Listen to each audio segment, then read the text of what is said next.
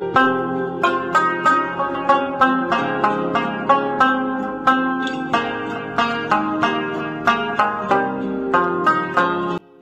نیکی هیلې او پیرزوینې. الله دې وکړي چې روغ جوړ او صحتمند اوسېږئ. یو ځل بیا زه منوردین لکنډوال ستاسو په خدمت کې یم د یو بل ناول سره چې ناروغ یې نوم دی. دغه ناول ښاغلي مومند محمدي اسد لیکلی دی.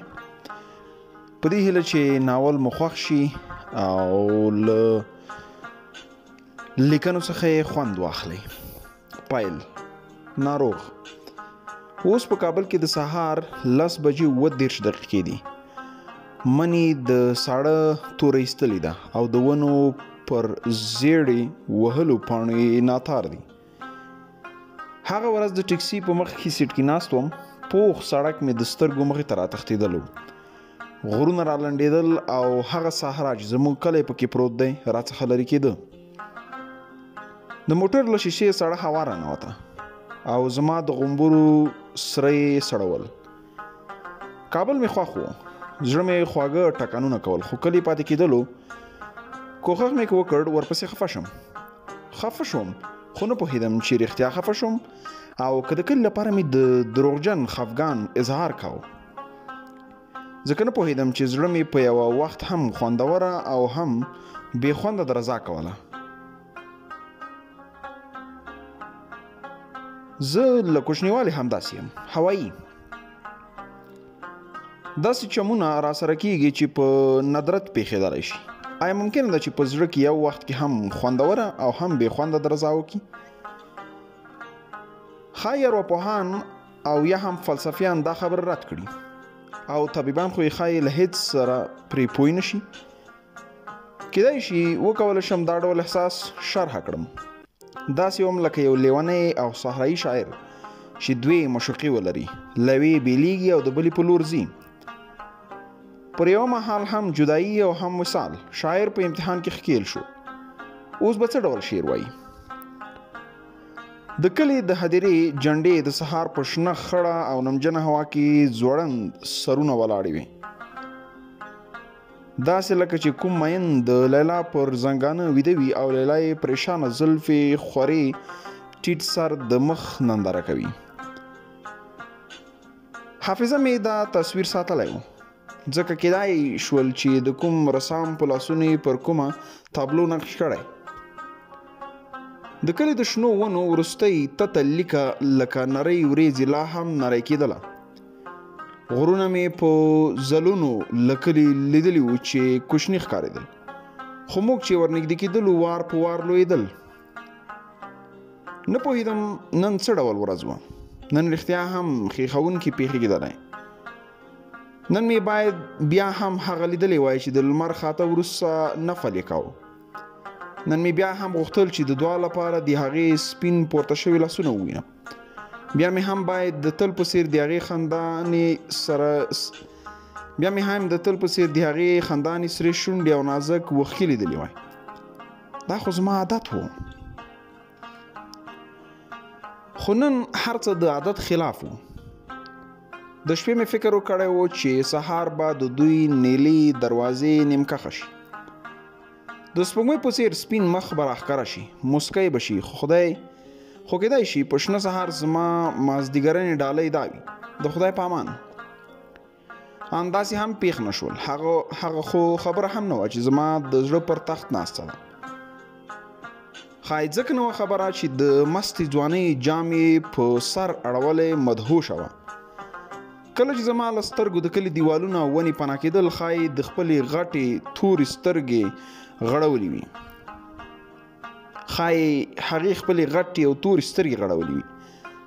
ښایي زړه یې ټکانونه کړي وي، یا چې کله لمر خاته وروسته نفل څخه سلام ګرځولی وي او زه یې نه وم لیدلی، حیران شوي به وي. خو زه دا مهال د تورو دنګو غرونو ترمنځ د هغه تور ماښام پر ملا سپور وم چې درې یې یو له بېله کړي وو.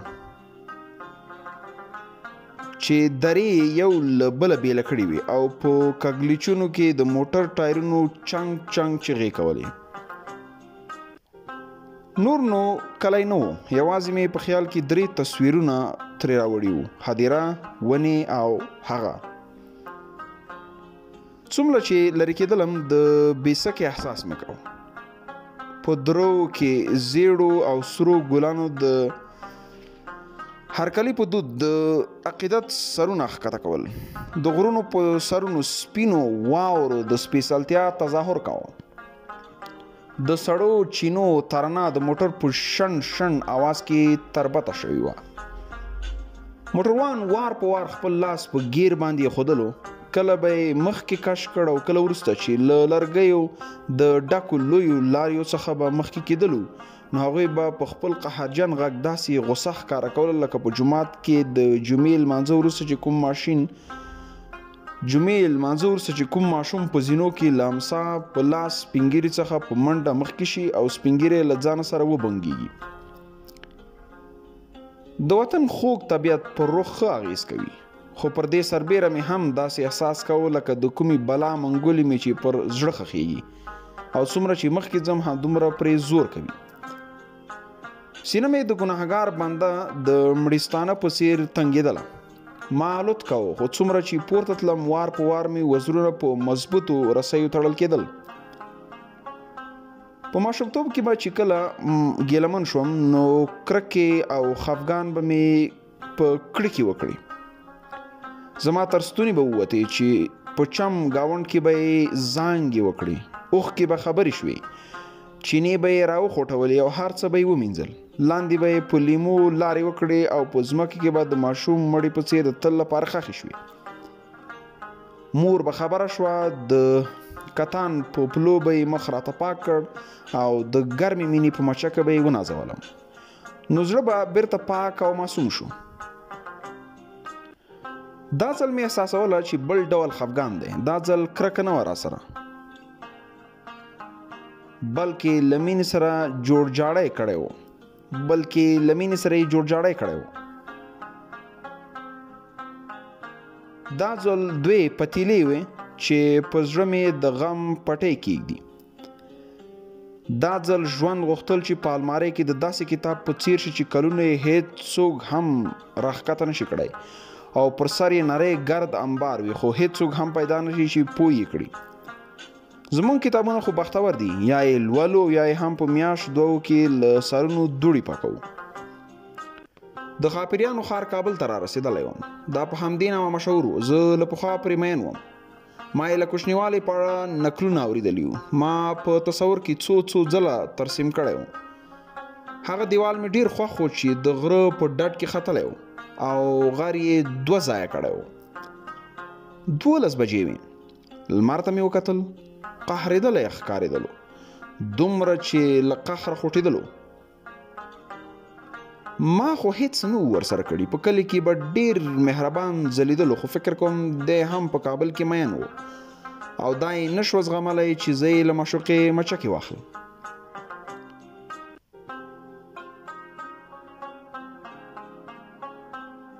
زما پر زړه نااشنا منګولې همداسې ښخې وې. استوګنځي ته رسېدلی وم، خو ضمیر مې شاهدي راکوله چې کوم څه پېښېدونکي دي. نااشنا احساس مې په سینه کې راپورته شوی و او داسې ښکارېده لکه زما په ستوني کې چې راټولیږي. هو، هماغه ورځ وه، خو زه هماغه نه وم. بې زړه وم. فکر مې کوه یو داسې چاته اړتیا لرم چې ټینګ مې په غېږ کې ونیسي تر هغې چې ساه مې ارامه شي او پښې مې له لړزېدلو کرارې شي. خو څوک نه وو. یوازې مې د کوټې د دواړه لوري په لاسونو ونیول او پر ځان مې راتاو کړل. نابلده د ښوونځي پر نیلي دروازه ورننوتم. زما په فکر کې پنجره یې وبولو بهتره به وي، ځکه چې په هندي فلمونو کې د زندانونو هغو پنجرو ته ورته وه چې کله د فلم هلک پکې بندي شي او کله هم بدماشان ور ټیل وهل شي. دا بیا د فلمي پولیسو په ضمیر پورې اړه لري چې د فلم د هلک لوري نیسي او که د بدماشانو. اسمان نیلی و، ځای وریځ وه، خو داسې نه ښکارېدله چې په دې ورځ دې د باران ورېدلو نیت هم ولري، ځکه چې پرونی ښه زړه تش کړی و. ان په کوڅو او سړکونو کې لا هم اوبه ولاړې وې. زما بوټان ټول په خاټه شوي وو او پایڅو ته مې هم خټې رالوتې وې. که په هغه ورځ زما پیسې چالیدلې وای نو ځکه یې نه راپورې خندل چې په ښار کې د جوالیانو پتلونونه ان تر کوناټو پورې په خټو ککړو، خو دوی لا هم ژر ژر بوخت او بارونه یې کشول. یوازې په 20 افغانۍ د وړو 8 منه بورۍ په غره کې د خلکو کورونو ته خېږولې. له هغې خوا چې به راغلل نو ملاوې به یې سپینې ککړې وې، داسې به ښکارېدله لکه چې پرښتو سپینه د سپېڅلتیا ټاپه ورباندې وهلې وي. ماسپښین مهال یې ډېرو په سړو اوبو د جومات نلونو ته اودسونه کول، ځانونه یې د جمعې لمانځه ته رسول، خو ځینې نورو یې غوښتل چې د لمانځه پر ځای لا نور 20 او یا هم 200 افغانۍ نورې هم پیدا کړي. ښایي دا د دوی د ډېر بار وړلو له امله ډېر ځواکمن شوي وو او له همدې ډېر ماشومان هم راوړي وو، نو ځکه یې ډېر ځله 20 افغانیو ته اړتیا درلودله او یا هم ښایي شوی وی او غوښتل یې پر یوه شلګون بل شلګون ور اضافه کړي. په جومات کې پرښتو د اسمان له خاورې جوړ له اجرونو او نور څخه ډک کنډولې ګرځول او د لمونځ کوونکو پر سرونو یې اجرونه او انوار شیندل. خو هغه جوالیان چې پاتې وو زما په اند یوازې پر ملا یې د اوړو له بوجیو پاتې پر سپینو ګردونو بسنه کوله. حیرانونکي وه، دوی قانع وو. پر یو وخت دوی هم شوي وو او قانع هم.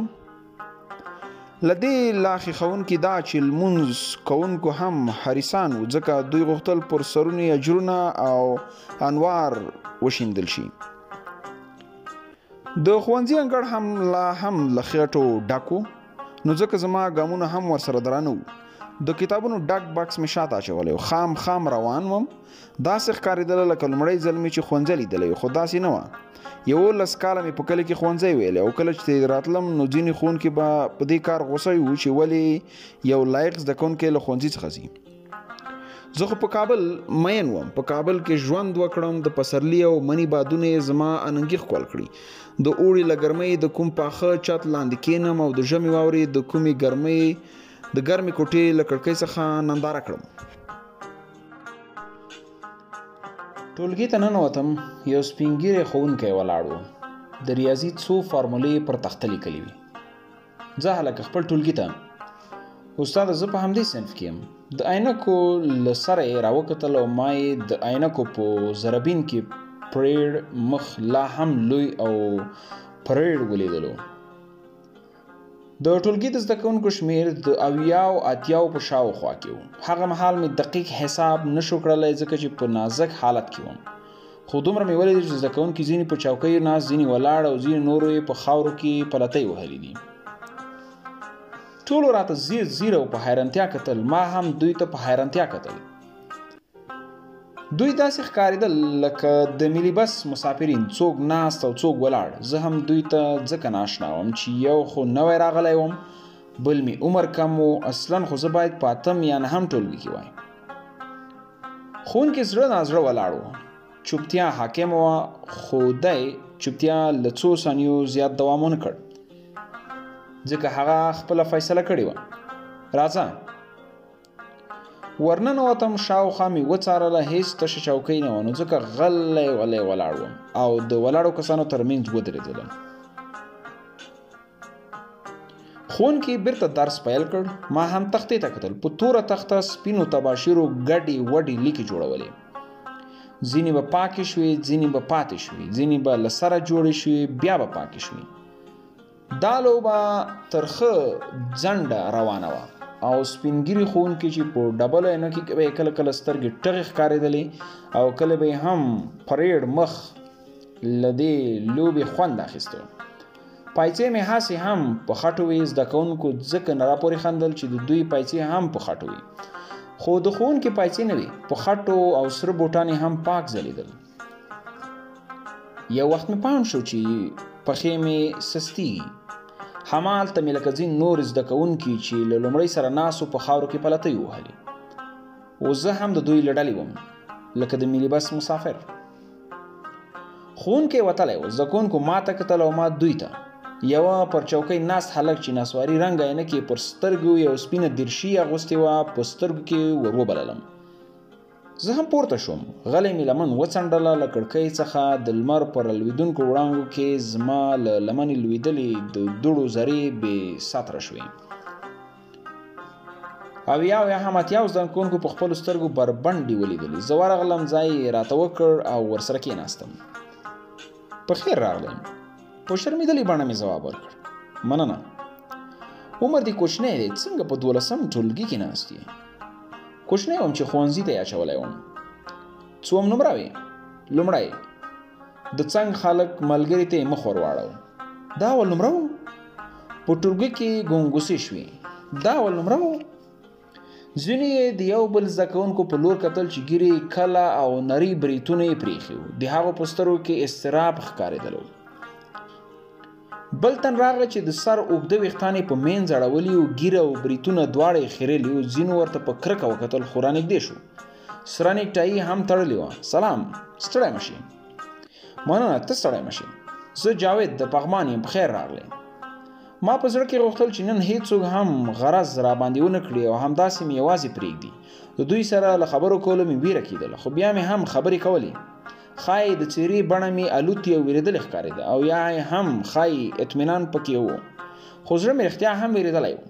داسې لکه 2 کلن ماشوم څخه چې مورکۍ ورکه شوې وي. شونډې مې ورپېدې. خوښ شوم. هغه چې نري برېت یې زموږ د ټولګي اول نمره دی. تازه پوه شوم چې ولې هغه هلک مضطرب و، ښیښونکی و، هغه له ما وېرېدلی و. په داسې حال کې چې زه له دوی ټولو وېرېدلی وم. جاوید بیرته خپل ځای ته تللی و او د څنګ له ملګري سره په خندا خبرې کولې. په ناز او انداز یې لاسونه اچول او له خبرو سره یې څڼې نڅولې. کله به یې که سترګو ته ویښته مخامخ شول نو بیرته به یې په لاس د غوږ شاته راټول کړل. د څنګ ملګري راته وویل دا د اتڼ په ګروپ کې دی. ما څه ونه وویل. ومې غوښتل نور د چا راپام نشي او مجبور نشم چې خبرې وکړم. نو ځکه مې کتاب راواخیست.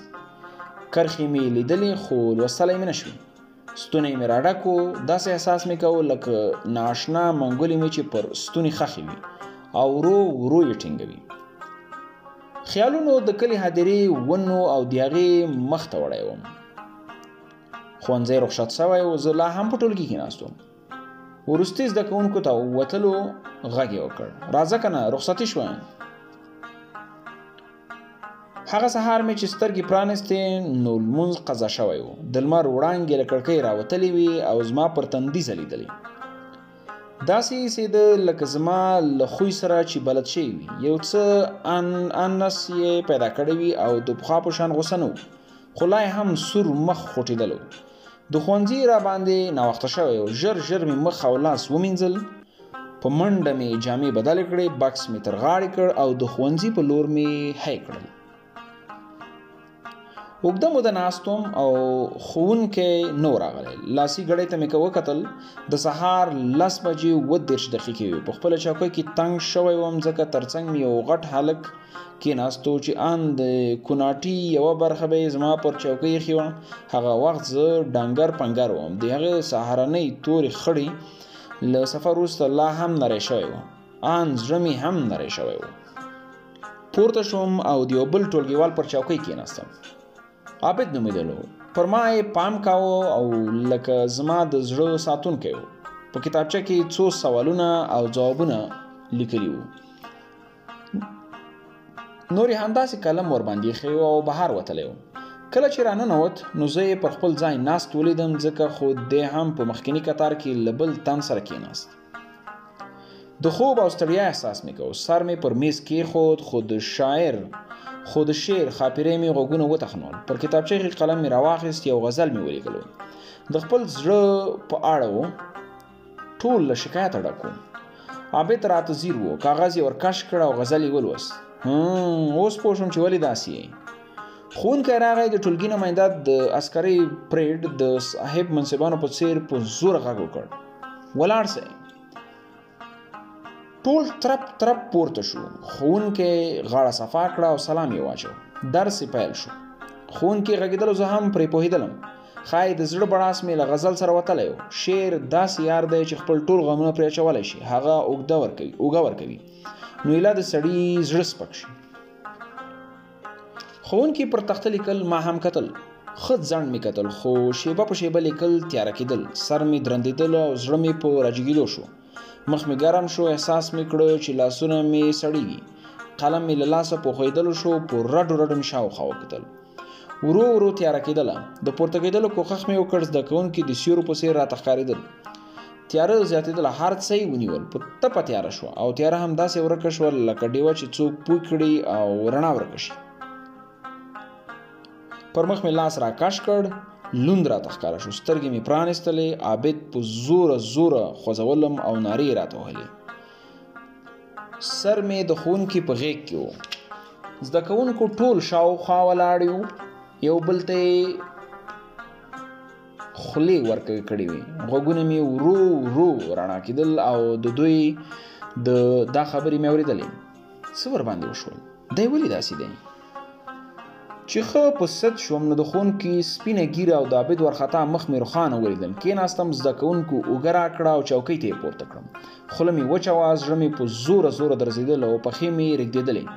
د ټولګي نماینده د اوبو ګیلاس په شونډو راته کېښود. ما هم غټ غټ غوړپونه ترې وکړل، داسې لکه تی خوری ماشوم چې د مور پوتي پورې ونخلي. اندېښمن ښوونکي مې په لاسونو کې ونیول.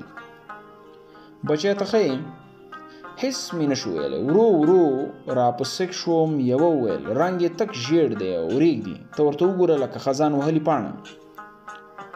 عابد وویل، کور ته ځې؟ د هو په موخه مې سر وخوځاوه. شونډې مې ګنډلې وې، اوږه یې راکړه. ورو ورو سره روان شول. بهر چې راووتلو نو ساه مې یو څه وغړېده. عابد مخ راواړو، په بایسکل کېناستلی شې؟ هو ښه یم. بایسکل ته یې منډه کړې. زه هم ورو ورو پسې روان وم. بېرته راغی، شاته یې پر کونجاغه کېناستم. بایسکل یې روان کړ. بکس راپسې زړېده. تازه مې ځان ته پام شو. په ما څه شوي وه؟ آیا په هغې پسې خفه شوی وم یا خفګان پر ما دومره زورور شوی و چې زه یې بېخوده کړم؟ آیا لمر خیرې راته کړې وې؟ هغه اوس هم له ما سره تازه ملګری کېدولو. آیا کابل نظره کړی وم؟ ساړه رېږدولم او مور مې کمپله را باندې واچوله. لاس یې تر زنې لاندې کړ او اندېښمنه مې خواته کېناسته. ومې ویل، سهار مې څه شی نه و خوړل، ځکه داسې شوم. تر خولې سوڼ نه ختلو. تازه څو شېبې ناشنا منګولې زما له زړه او ستوني لرې شوي وې. ارامه ساه مې اخیستله او زړه مې هم ښه په خوند رضا کوله، داسې لکه د نیلي اسمان له مخه چې تکې تورې ورېځې لرې شي او ښایسته مخ یې ښکاره شي. یو مرموز قوت مې هڅوي چې ډېرې خبرې وکړم. زه غواړم چوپ پاتې شم، خو دا ځواک مې داسې ټیل وهي لکه کوم یتیم چې د ظالم لاسونو ته لوېدلی وي. غواړي د محتسب په څېر اقرار راڅخه واخلي او هر څه ووایم. دا احساس مرموز اپین راکوي، تر څو ټول هغه څه چې په سینه کې مې د خزانو په څېر پټ ساتلی دي د لوړې غونډۍ پر سر کېږدم او ټول خلک یې ننداره وکړي. دا ځواک داسې احساس راکوي چې ګویا غواړم نارې کړم، داسې چې د یو لوړ کیمره پر ژۍ ودرېږم چې لاندې نیلي سمندر څپې وهي. په زوره زوره چغې کړم چې په سینه کې پټې خبرې مې په یوه چغه کې بې له تورو او کلماتو راووځي. داسې یوه چغه چې ټول لیونیان یې په رښتونې معنا پوه شي، خو هېڅ فلسفې تر ابده هم مفهوم بیا موندی نه شي. دا ناکراري مې نیمه شپه راپاسوي. هېڅ کوم مخاطب نه وي، خو زما د زړه خبرې غواړي هوا وکړي، اسمانونه پورته شي او د نااشنا مخاطب په لوري په اوو پردو کې دننه ولاړ شي. که ورت شي او مخاطب پیدا شي نو لکه ترهېدلې سوی ټولې خبرې بېرته په سینه کې پټې شي.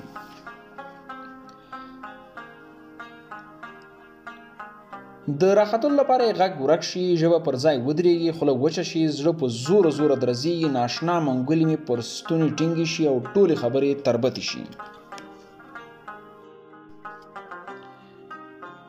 بیا هم شپه شي، سر بالښت باندې کېدم. مرموز ځواک مې ناشنا منګولې د څو شېبو لپاره له ستوني لرې کړي.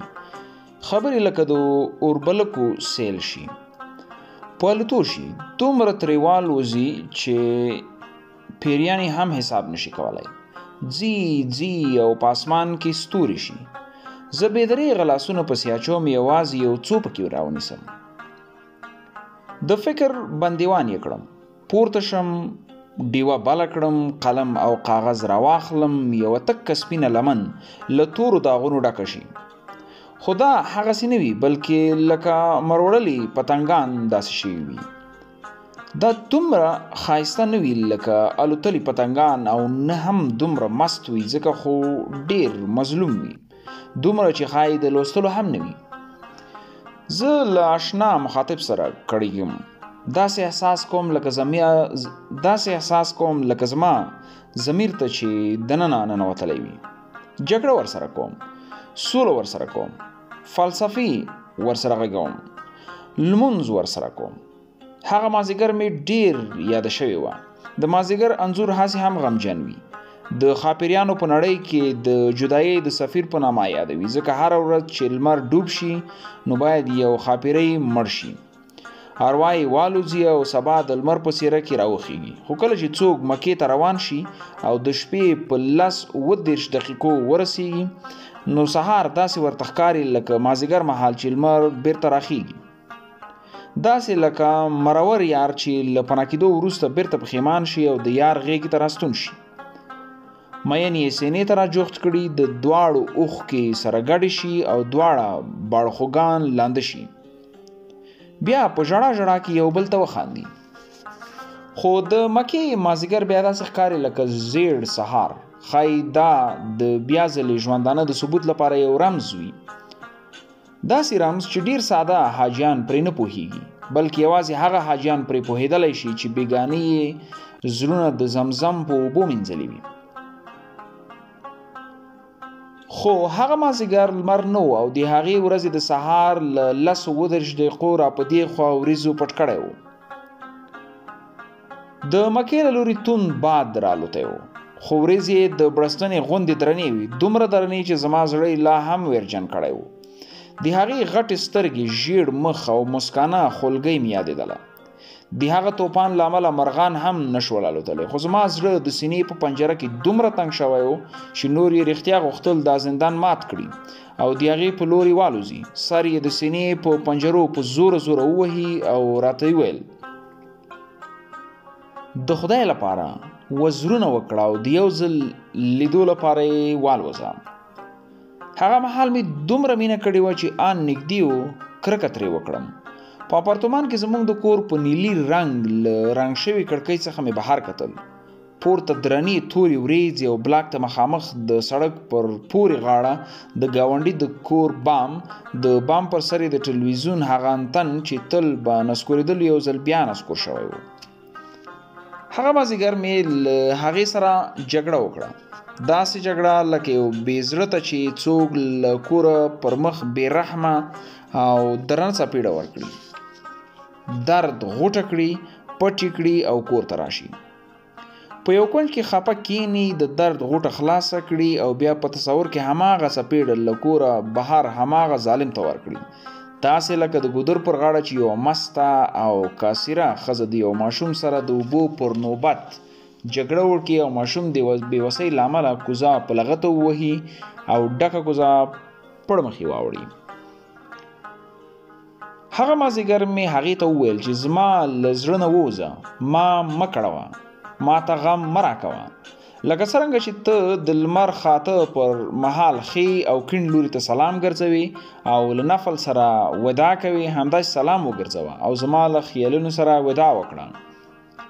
ما داسې پرېږده لکه چې زاهده پیغله خپل کټ پرېږدي، د اودسه لپاره کوزه ورسره واخلي، مخ لاس وکړي، په تیاره شپه کې سپینې لچې ستوري وویني، په مسله ودرېږي او د مکې پر لوري مخ واړوي.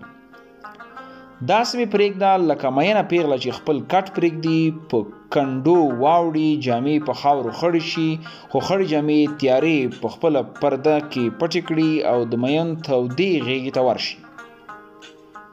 هغه مازدیګر مې غوښتل چې وژړم، خو سترګې مې دومره شومې وې لکه د هماغې ورځې اسمان چې هېڅ څاڅکی یې نه ورول. په کابل کې د غره د ډډې دیوال همداسې دنګ ولاړ و او توپان ورسره خپل سر جنګو، لکه پیړۍ پیړۍ چې همداسې کړي وو، خو دا دیوال سپر ټټر په مخ ولاړ و. ما 2-3 لارې درلودلې. یوه دا چې له دیوال سره خپل سر وهم او بله دا چې دیوال په څیر ودرېږم او توپانونو ته خپل ټټر سپر کړم. ماښام شوی و. ورځ همداسې توره وه. د نږدې جومات لاوډ سپیکر خراب و او سپینګیري مؤذن د شیطان تختولو لپاره په کمزوري غږ اذان کوه. ښایي د یوې سجدې سره مې تندی یخ شوی وای او د سني د سمندر توپان مې درېدلی وای. دا هغه مروړلې پتنګان دي چې د شپې په 10 بجې 30 دقیقو یې له سیل څخه رانیسم تر هغې چې د خوبونو په سیند کې لاهو شم. هغه ماسخوتن هم سړه هوا چلیده. د ډیرو پیغلو له ټپریدونکو اوربلونو سره یې لوبې کولې او نڅل یې. د اسمان ستوري هم ځلیدل. زه د بلاک سر ته پورته شوی وم او پښې مې لاندې ځړولې وې. د 7 منزله ودانۍ لاندې درېدلی سوپ خرڅونکي خپل لوښي ټولول او کرچي روانوله. لاندې به یو نیم تېرېدونکي موټر ترې جمپ ته بریک ونیولو او چې کله به یې ټایرونه پرې اوښتل نو څراغونه به یې خولې اسمان ته پورته کړې او د ستورو پر لوري به یې نارې کړې. ما په کورتۍ کې ځان پیچلی و. قلم او کاغذ مې په لاس کې راسره و ځکه زه پوهېدلم چې د غزل الهام راته کېږي. ما غوښتل خپل دردونه یو ځل بیا د غزل پر سر واچوم. زه یې ستړی کړی وم او پروا مې نه کوله چې غزل به یې لا ستړی وي او یا هم لیونی شي. 2 بیتونه مې ولیکل. ګوتې مې سړې شوې، لاسونه مې سره وموښل. کوه مې وکړل او په کورتۍ مې ننباسل.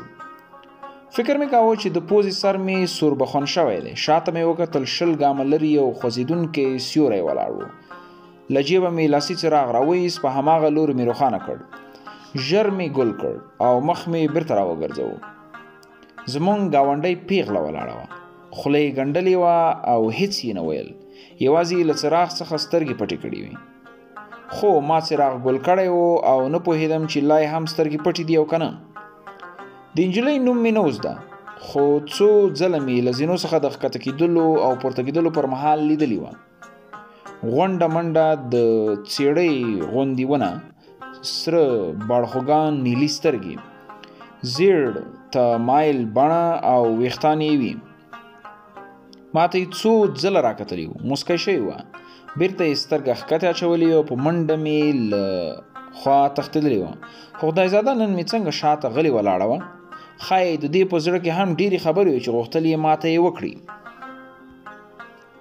خو له دې هم تورې تښتېدلې وه او ژبه یې وچه وه. همداسې ولاړه وه. یا خو زړوره وه او یا هم له پښو سیک تللی و. ما اورېدلي وو چې د هغې په اړه یې ویل د دې نجلۍ ښایسته هلکان خوښېږي. زه نه پوهېدم چې دې له ما سره مینه درلوده او که د هوس په دامونو کې د نښتې مرغۍ په څېر زما تر دیاره رسېدلې وه. ما اورېدلي وو چې د دې په اړه یې ویل د 10م بلاک 30م اپارتمان هلک د دې شونډې ښکل کړې وې. د هغې په نیلي سترګو کې د هر چا لپاره مینه پرته وه، تر دې چې غوښتل یې د هر ښایسته هلک خولګۍ واخلي. دا ناروغه وه، دا نشهیي وه، ځکه چې غوښتل یې د ښایسته هلکانو شونډې ښکل کړي. خو لا هم زما شاته ولاړه وه. څو ورځې پخوا چې زه د بام سر ته راختلی وم نو د بام پر ژۍ د خاورو ډک نکلي لوښي ایښي وو. زه نږدې ورغلم. یو چا غږ راته وکړ، دې ته ګوتې مه وروړه، دا د نیلي سترګې نجلۍ دي. زه نه پوهېدلم چې دا یې ولې هلته ایښي وو. یوه ورځ یې مور ویل دا پیریانۍ ده او پیریان لري. ان یوه ورځ چې کله پر زینو راختلم نو د باندې دروازې تر شا مې سوی کریکې واورېدلې. د پورتني مزل یوې کوچنۍ نجلۍ چې د نانوایي 3 ډوډۍ ورسره وې او پر زینو ختله ویل یې پر نیلي سترګې نجلۍ بیا پیریان راغلي. زما په خیال دې یوې پناه ته اړتیا درلودله. دې تر ټولو ډاډمن ځای د ښایسته هلکانو غېږه ښکارېدله. نو ځکه یې وار وار پناه ورته راوړله. او اوس په دې تیاره ماسخوتن چې ستورو له یو بل سره د سترګکونو زوروره سیالي روانه کړې وه، هغه بېنوا زما شاته ولاړه وه. ښایي زه یې خپل وروستی پناه ځای بللم. هغه نه وه خبره چې زما خپل د زړه محل هم وران شوی دی. هغه نه پوهېدله چې زه پخپله هم یو پناه ته اړتیا لرم، ځکه زه د دردونو په داسې میدان کې ولاړ وم چې د هغوی مستو اسونو له هر لوري ټیل وهلم. تندکونه مې خوړل او بیرته پورته کېدلم. زما د غټو سترګو ژیړ حسن یادېدلو. وختونه کېدل چې هغه مې د لمر خاته له نفل څخه وروسته پر سلام ګرځولو نه ولیدلې. هغه زما د ژوند اوبه وي، هغې زما د زړه بوټي مړه کول. وختونه شوي وو چې سینه مې د سوي صحرا په څیر وه. بوټي وچ شوي وو، سره شوي وو، اور یې اخیستی و او هر شیبه یې لوګي زما تر خولې ختل. ما غوښتل هغې ته ووایم چې زه نشم کولی چاته پناه ورکړم. ما غوښتل ورته ووایم راشه زما پر سینه دې خپل سر غومبوری کېږده، وګوره چې څومره توده ده. ما غوښتل چې په لمبو کې زما د سوځېدونکي زړه د ټپرېدلو او کریکو غږ واوري. که هغې غوښتل چې زما وچې او سپیرې شونډې ښکل کړي نو اجازه به مې نه وی ورکړی، ځکه ما نه غوښتل چې په دردونو دا ککړې شونډې د یو بې سرې پیرانې پیغلې چې ښایسته هلکان یې خوښېږي ښکل کړي. کاغذ ته مې وکتل، تیاره وه، نه ښکاره کېدلو، خو ما پر قلم خوځولو. لاسي څراغ مې روښانه کړ، بیا مې ژر بیرته ګل کړ. 6 بیته غزل مې لیکلی او پر نازکو تورو مې خپل درانه غمونه بار کړي وو. زه رښتیا هم ظالم وم. مخ مې راواړو، غوښتل مې ویې پوښتم چې آیا ما ته یې پناه راوړې. څراغ مې روښانه کړ، بیا مې ژر بیرته ګل کړ، خو هغه تللې وه. ښایي وروسته هیله یې هم نړېدلې وه او د کوم بیابان په لټه د هیلو له ښاره وتلې وه. خو بیا مې څراغ روښانه نه کړ او ومې نه لیدل چې آیا پلونه یې همالته پاتې وو که هغه هم ورسره تللي وو. په لرې فاصله کې د ودونو یو هوټل رنګه څراغونه ښکارېدل چې کله به ګل شول او کله بل. دا د دوو زړونو د پیوند په خوښۍ کې نڅېدل. زه هم تللم. که چیرې د نیلي سترګې نجلۍ پلونه همالته پاتې وي نو زما پلونه هم ورسره پاتې شوي وو، او که نه ما خپل پلونه یوازې پرېښي وو. ما احساسوله چې که په هنداره کې وګورم نو د پوزې سر به مې لا هم تک سور شوی وي. په دې شپه مې خوب الوتی و. په 10 بجې 27 مې چې په بستره غځېدلم نو زړه نازړه وم. له څو شېبو وړاندې مې مور راغلې وه او کیسې یې راسره کولې. نه مې غوښتل چې ولاړه شي. زړه مې ورته وویل چې ټوله شپه راسره کښېنه، راته وغږېږه، ځکه چې له تا پرته په ټوله نړۍ کې سکون نشته. ستا خبرې زما اروا ته ارامي وربخي. خو هغې زما د زړه خبره نه اورېدله. زه پوهېږم که زما د زړه غږ یې اورېدلی وای نو ټوله شپه به یې راسره په ویښه تېره کړې وای. په ویښتانو کې به یې راته مهربانه ګوتې وهلي او خوږو کیسو به یې زما د غوږونو د سازونو پردې خوځولې چې اهتزاز به یې زما ته زړه رسېدلی. فکر کوم د نیلي سترګو خاونده نجلۍ به هم هغه شپه خوب نه وي وړي. کیدای شي د هغې په کمڅو کې هم مور ګوتې نه وي وهلي او همداسې ارمانجنه پاتې شوي.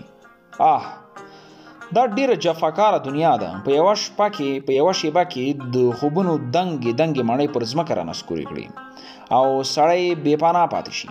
دا ظالمه دنیاګۍ نه پوهېږي دا مڼۍ د زړه په وینې جوړه شوې وي او بیا پر انسان د خپل زړه ټولې مراندې وتړي. زما د زړه هوسۍ نن زما د خیالونو پر ډیره میلمانه شوې وه. یو بل پسې خپل تصویرونه زما سترګو ته نیول. پر نرۍ شونډو به یې مسکیل او سپین غاښونه یې له جنتي ډبرو جوړ وو ښکاره کېدل. دې په دې نړۍ تر ټولو ښکلې منظره جوړه کړه. غار، ځنګل، ګورګورې، ابشار او ګلونه ورته نن شپه هېڅ هم نه وو. هغې د تیارو پر دې شلوالې او زما تر سترګو یې ځان را رسولی وو. ما ته یې ویلي وو چې زه یې هم یادوم. راپسې خفه شوې وه او هر سهار چې د لمر خاته له نفل څخه سلام اړوي نو زه نه یم چې مشکۍ ورته وګورم. ما ته یې ویلي وو چې له ما پرته د کلي ټول تصویرونه ورته پیکه دي. راته یې ویلي وو چې د کلي ونې په لغړېدلو دي او د هدیرې جنډې هم نیمه څیرې شوي دي. د هغې تور پړونې نن شپه د مشکو خوشبويي شیندلې.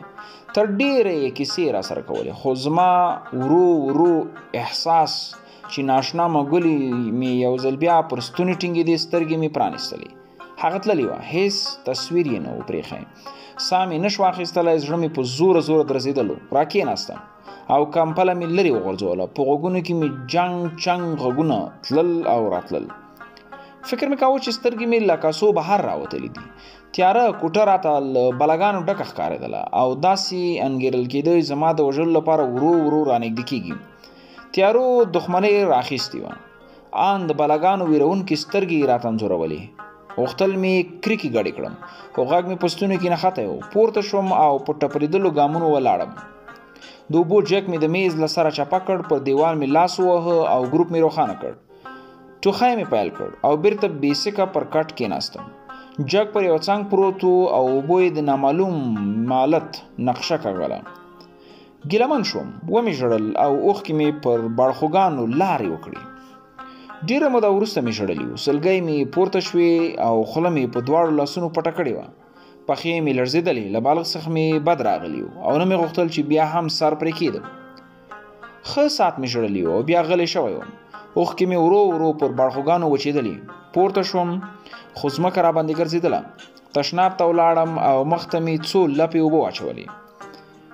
په هنداره کې مې ځان ته وکتل. پوه شوم چې که نور مې ژړلي وای نو له سترګو به مې د اوښکو پر ځای وینې راسڅېدلې وای.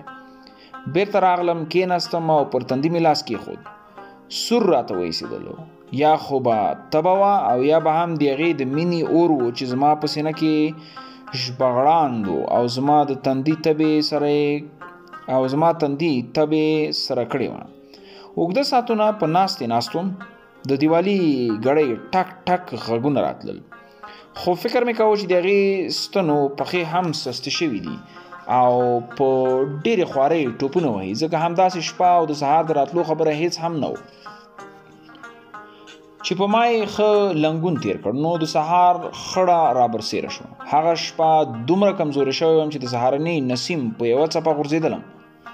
له لرې مې د یو اذان غږ تر غوږو شو. ورو ورو اذانونه ډېر شول، خو ما سر قرار پر بالښت ایښی و. نور نه یم پوه شوی او چې سترګې مې پرانیستې بیا هم د لمر وړانګو زما پر مخ لوبې کولې. لمونځ مې قضا کړی و، بیا مې هم ډېرې سجدې پر وړی شوی وم. هغه ورځ په ښوونځي کې هلکانو راته ویل نن دې سترګې ډېرې سرې دي، ته دې تندی رادې خوا کړه چې تبه خو دې نه ده.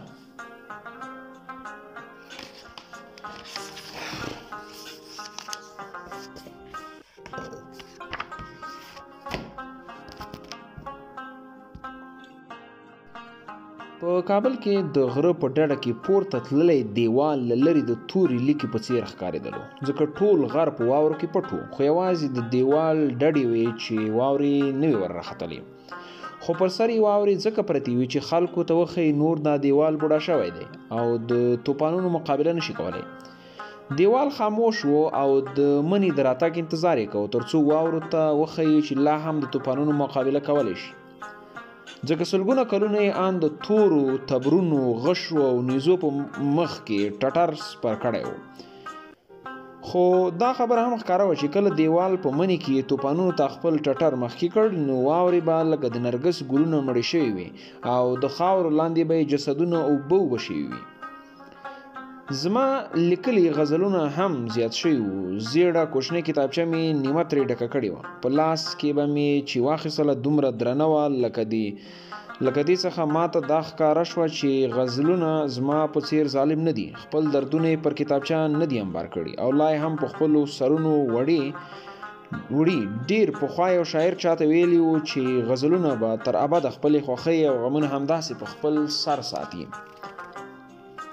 زه به چې له کوره بهار وتلم نو ویرېدلم چې هسې نه نسکور نشم. ما مې مور ته ویلي وو چې کله زه بهر ووځم او په کوڅه کې قدم وهم نو ماته دې له کړکۍ ګوري، ځکه هسې نه پښې مې سستې شي او ولوېږم. داسې وشول نو پخوا له دې چې خلک راباندې راټول شي دا دی ځان راورسوي او ما دې پورته کړي، لکه څرنګه چې په کوچنیوالي کې زه له لوېدلو وروسته بیرته پورته کولم. ان ما نه غوښتل چې له مور مې پرته ورونه هم رانږدې شي او ما پورته کړي. زه شرمېدلم چې زه دې په کوڅه کې پړ مخې لوېدلی یم، پردي خلک دې راباندې راټول شي او بیا له یو بل سره پسپسکې وکړي. د خلکو عادتونه ډېر خراب دي، ډول ډول خبرې کوي. څوک به وایي دا میرګي لري، خیرن بوټي پوزې ته ونیسئ، بل به وایي چې نه د دې معدې ګیس نیولی دی، شاته یې څو څپېړې ورکړئ نو ښه به شي، بل به وایي چې کمزوری شوی دی، په سر او مخ یې اوبه توی کړئ، بل به یو څه وایي او بل څه. بهر به چې ووتلم نو دومره لاره به تللم چې د مور له سترګو پناه نه شم او بیا بیرته راوګرځېدلم. خو د مور د نظر تکیه دومره زوروره وه چې هره ورځ به د دومره تګ او راتګ یوه ورځ هم نسکور نه شوم.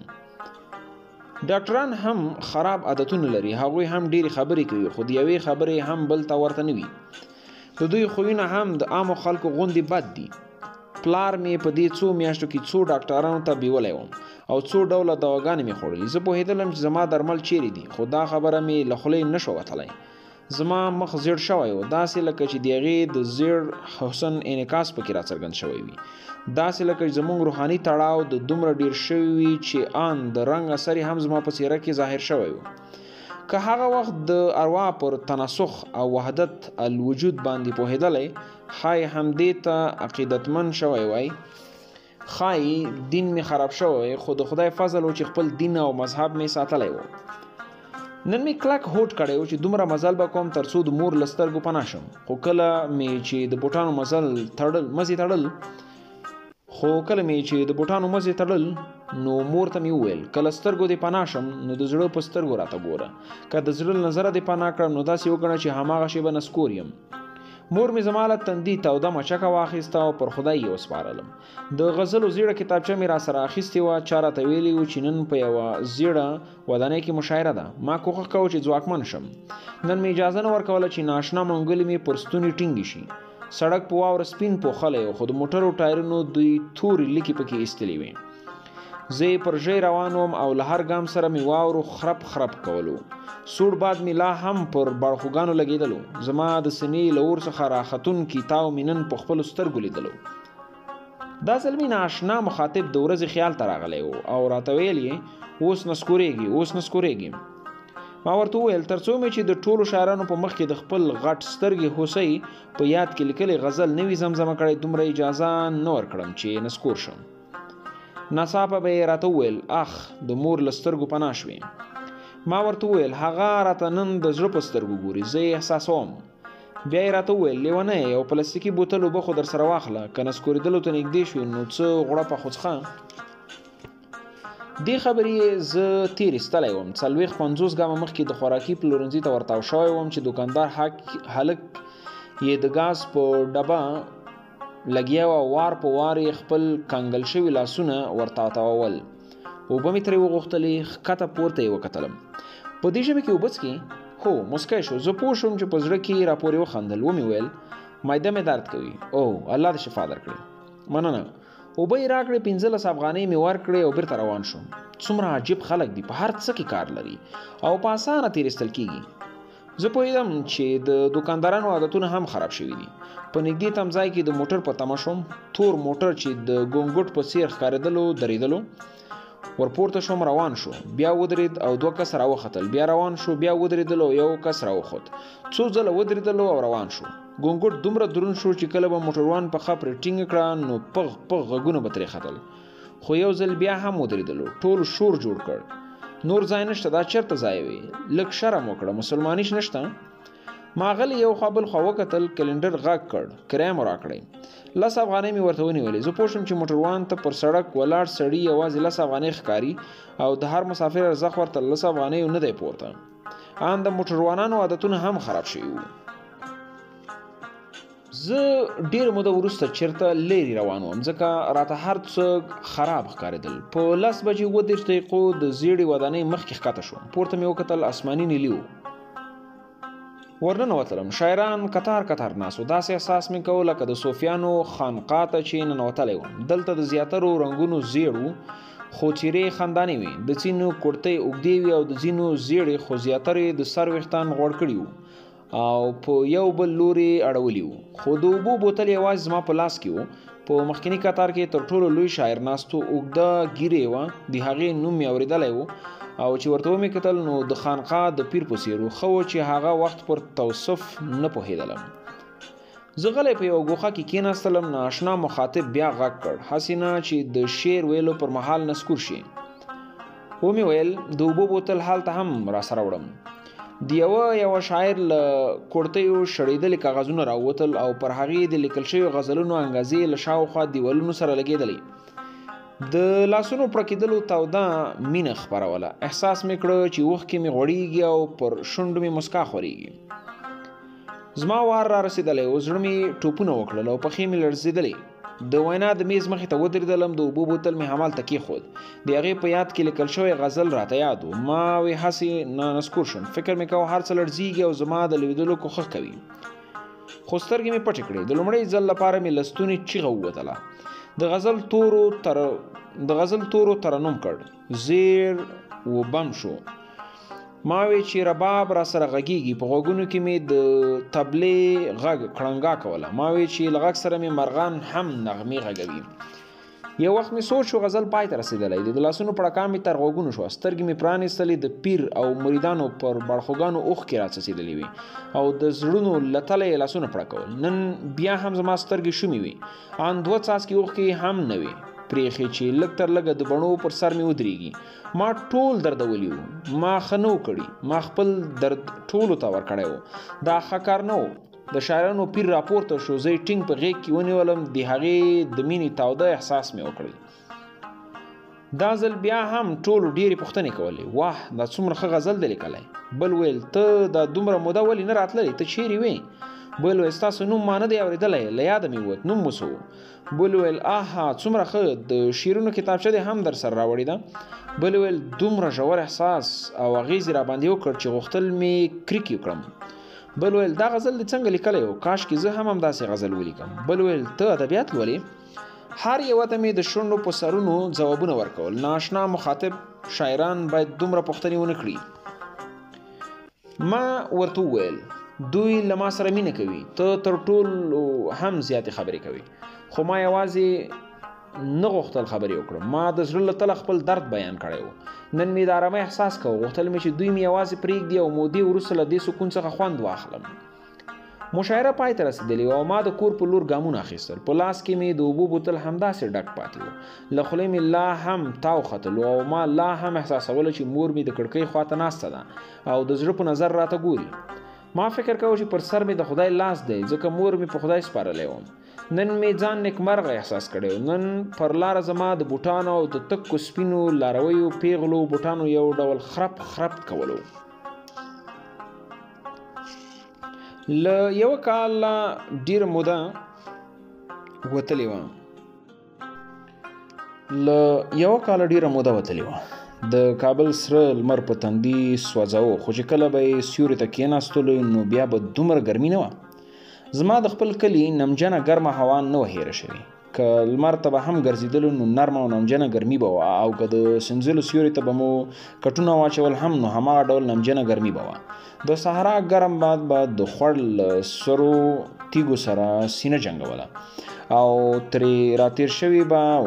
بیا به یې زموږ ماشوم ماخونه ښکلول. لومړی به ګرم لګېدلو خو چې د ټټر پر خولو لمدې جامې به یې لمس کړې نو وجود به یې نسبتاً سوړ کړ. ځکه خو به زموږ د کلي سپین ږیرو ویل چې پخوا به خلکو په اوړي کې ګرمې شړۍ اغوستلې او د پاسه به یې کمربند نه ورباندې تړلو. نو کله به چې خولې شول بیا به یې پر وجود د صحرا تود باد ولګېدلو او د ساړه احساس به یې کاوه.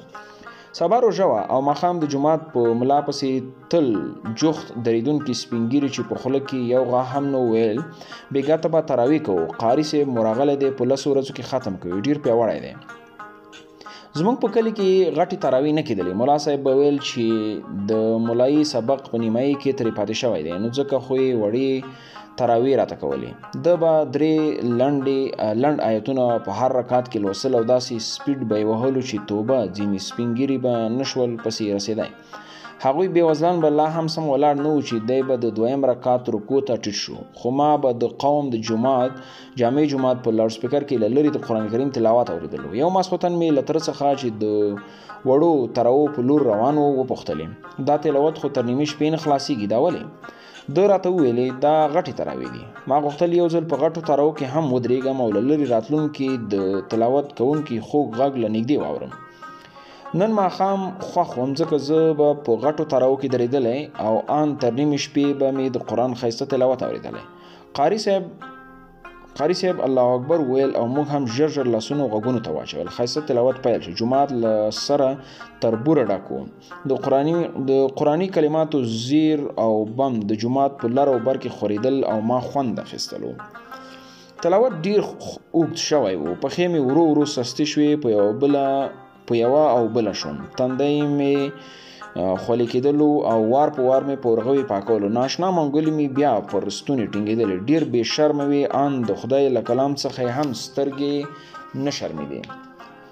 د جومات سپینو روښانه ګروپونو مې سترګې برېښولې. فکر مې وکاوه چې ړنګېږم. له قاري سره د خدای ښه وکړي، الله اکبر یې وویل. رکوع ته ښکته شو، ځمکه راباندې وچرخېدله. په سجده کې مې ورو ورو احساس کړ چې ناشنا منګولې مې له ستوني لرې کېږي. خو دوهم رکعت مې همدومره اوږد پاتې و. قاري صاحب بیا د مریو په تارونو د قرآن مرۍ پیلې. دا هار چې سر ته رسېدلو نو زما د زړه تنکي تارونه به ورسره شلېدلې وای. ناشنا منګولې مې بې دریغه مرۍ خفه کوله. ښه پوهېدلم چې رنګ ورو ورو زیړېږي. په خوب کې مې سیک نه و پاتې. زړه مې بیا هم د ترهېدلې مرغۍ غوندې د سینې له پنجرې سره وزرونه جنګول. شرمېدلم او نه مې غوښتل چې د لمونځ کوونکو د کتارونو مخکې د پړ مخې راړنګ شم. خلکو خدای ته د عاجزۍ ټیټ سرونه نیولي او آرام ولاړ وو. ما مخ را وګرځول، لاسونو ته مې غیبي ځواک راغی. صفونه مې څیرې کړل، پښې مې رېږدېدلې او ټپرېدلې شاته ووتلم.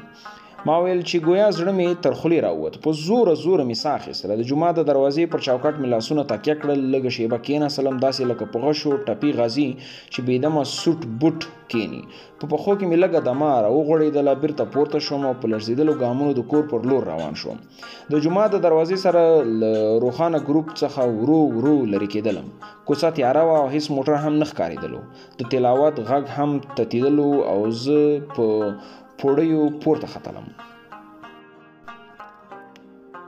شرمېدلم او نه مې غوښتل چې د لمونځ کوونکو د کتارونو مخکې د پړ مخې راړنګ شم. خلکو خدای ته د عاجزۍ ټیټ سرونه نیولي وو او آرام ولاړ وو. ما مخ را وګرځاوه. لاسونو ته مې غیبي ځواک راغی. صفونه مې څیرې کړل، پښې مې رېږدېدلې او ټپرېدلی شاته ووتلم. د هغې ورځې سهار یو څه زړه وړونکی و. بیګانۍ باران ورېدلی و او کابل زموږ د پرخه وهلي کلي په څېر ښکارېدلو. په کلي کې به چې سهار مهال زموږ د کلي هغه سپین ږیري چې موږ ټولو بابا باله په شنه خړه کې اذان کاوه، نو زما د غوږونو پردې به یې محتززې کړې، سترګې به یې وزنګولې، سوړ او خوږ نم به مې سپېږمو حس کړ. باڼه به مې چې نیمکخ کړل نو د ستورو سپینې شغلې به دومره اوږدې شوي وي زما پر مخ به یې پستې ګوتې ایښې وي. خو چې کله به مې پوره سترګې پرانیستلې نو د سترګو په رپ کې به بیرته اتر اسمانه وتښتېدلې. اسمان ډېر بختور و. دومره ډېر ځلانده غمي به یې هره شپه په خپل لمن کې تیت کړل. ما به یې چې کتل نو لویش تش ځای به هم پکې نه و. که کله به مې غوښتل چې لویش ځای پکې پیدا کړم نو لویش به مې اسمان ته برابره کړه، خو نیم انسان به یې ونیولو. د حیرانتیا خبره وه او زه په وازه خوله پاتې شوم. ماشومتوبه. سهار مهال به چې زموږ په جومات کې بابا اذان وکړ او یوازې همده به لمونځ پکې کاوه، نور زیاتره کلیوال به لمر خاته ته نږدې له خوبه پورته کېدل. ژر ژر به یې اودسونه وکړل او د چرګانو د ټنګ وهلو غوندې لمونځونه به یې کول. زه به په کټ کې کېناستم او چې بړستن به مې په لاس ووهله نو لمده به وه. زما مخ به هم نمجن و. مخامخ به زموږ په کور کې د زردالانو، مڼو او لوچو ونې همداسې ویده وي او تورې به یې ښکارېدلې. خدای شته، کله کله به مې په تیاره کې تر ویره هم کېدله، ځکه له ځانه به یې رنګ رنګ ویرونکي څېرې راته زورولې او زما زړه به وبږنېده. ان د هغوی د کور د ونو سرونه به هم زموږ له کوره ښکارېدل. ویرولم به یې. هغوی به راته د ویرونکي دیو څېره انځوروله. د ونو څومره خوندوره لوبه وه. دوی به ویده وي خو بیا به هم زما له ماشوم احساس سره لوبې کولې. زه ښه پوهېدلم چې دوی ته هم اسمان ټوله شپه ورشیندلی دی. ټوله شپه اسمان اوبه ورشیندلی دي او سړی شوی دی، ځکه کله به چې رڼا شوه زه به ورغلم نو له پاڼو به یې پرخه څڅېدله. خو وښو به خپل سرونه زما په پښو پورې مخل او پلاستیکي چپړه کې به مې خوی شوې چې دا به زما نه خوښېدل. بیګنۍ اوږده شپه تېره شوې وه. بیا هم سهار ته نږدې ویده شوی وم او د لمر خاته ننداره هم راڅخه تېره شوې وه. پلار مې واسکټ اغوستی او زما په تمه و چې سهارنۍ وخورم او روغتون ته مې بوځي. عجیبه وه، په دومره غټ ځان به مې چې مور او یا پلار تر څنګ نه و نو له رمې د پاتې شوي هېرېدلي سپین وري په څېر به وم. آن له خپلې سیوري به هم وېرېدلم، خو چې دوی به مې تر څنګ وو نو زړه به مې ډاډه و او په مزه مزه به درځېدلو. تل مې دعا کوله چې خدای تعالی جل جلاله دې دوی زما له سره نه کموي. له پلار سره به چې بیرون ووتلم نو هر ګام به مې ترانې غږولې. روغتون د غره په ډډه کې و. پخوا مې اورېدلي وو چې په کابل کې د علي آباد په نوم د لیونیانو د ساتلو لپاره روغتون شته. ما به وایي چې لیونیان هم ښه بېغمه دي. له دنیا او مافیها څخه ناخبره په خوندونو کې ډوب ژوند یې دی. د شاعر هغه مصرع به را په زړه کېدله چې ویل خپل ځان لیونی کړه چې د نور خلک غم وخوري. زه پوهېدلم چې د لیوني دنیا له څومره توپانونو ډکه وي. د لیوني خیالونه هغومره سرګردانه وي لکه څومره چې هغه په کوڅو او سړکونو کې سرګردانه ګرځي. زموږ د کلي یو لیوني به ماته ویل ته ډېر ښه سړی یې، ته مې نه په عذابوې، دا نور ډېرې خبرې کوي، نارې وهي، راپورې خاندي، ته راته ووایه زه به ښه شم. ما به ورته وې ته خو اوس هم ښه یې، نور هم ښه کېږې. هغه مهال زه رښتیا هم هوښیار وم چې یوه لیوني ته مې داسې ویلي وو. زما پر لیونیانو لا هم زړه سوځېدلو. نه پوهېدم چې زه لیونی شوی یم که څه بلا. خو ډاکټرانو تر اوسه نه راته ویلي چې لیونی یې. زما پلار هم راته ویلي و چې روغ یې، یوازې آرام دې تللی دی. پلار مې ډېر هوښیار و. د غره په ډډه کې روغتون ته ولاړو. زه هغه وخت نه پوهېدلم چې دا هماغه د علي آباد روغتون دی کوم چې لیونیان پکې ساتل کېدل. خو دا ټول کنډوالې ویل کېدل چې دلته مستو لیونیانو جګړې کړې وې او روغتون یې وران کړی و. نو اوس ټول لیونیان په سړکونو سرګردان ګرځېدل. هغه ورځ ما پوښتنه کړې وه په دې روغتون کې څه شی پېښ شوي وو. یو چا راته ویلي وو ان دلته څو تنه ډاکټران هم وژل شوي وو. خو هغوی دوی کوټې او کوچنی انګړ نوي آباد چې دلته شوي وو لا هم ډاکټران پکې کېناستل او لیونیان یې کتل. هغه ورځ مې هم هلته کوم داسې لیونی ونه لیدلو چې یا کرکې وکړي یا جامې خیرني او یا هم په زنځیرونو تړلی وي. خو هغه سپین ږیری مې لا هم په یاد دی چې پر ځمکه کرخت پروت و او نه شو خوځېدلی. درې زامن یې ورخطا پر چای پیر ناست و او د نوبت په تمه و. موږ هم په نوبت ناست وو. پلار او ورور هم را سره و. دومره مزه یې کوله لکه چې ټوله دنیا را سره وي. په هغه ورځ پوه شوم چې زما د ترهېدلې هوسۍ غټو سترګو او سرو باړخوګانو زه په ځان اخته کړی وم. داسې چې کله کله به د درد څړیکو زما په تصور کې د هغوی تصور تت کړ. هغه ورځ به زړه کې ګیلمن شوم. ما وی چې د هغې د مینې د لیونیانو تر کاله راورسولم.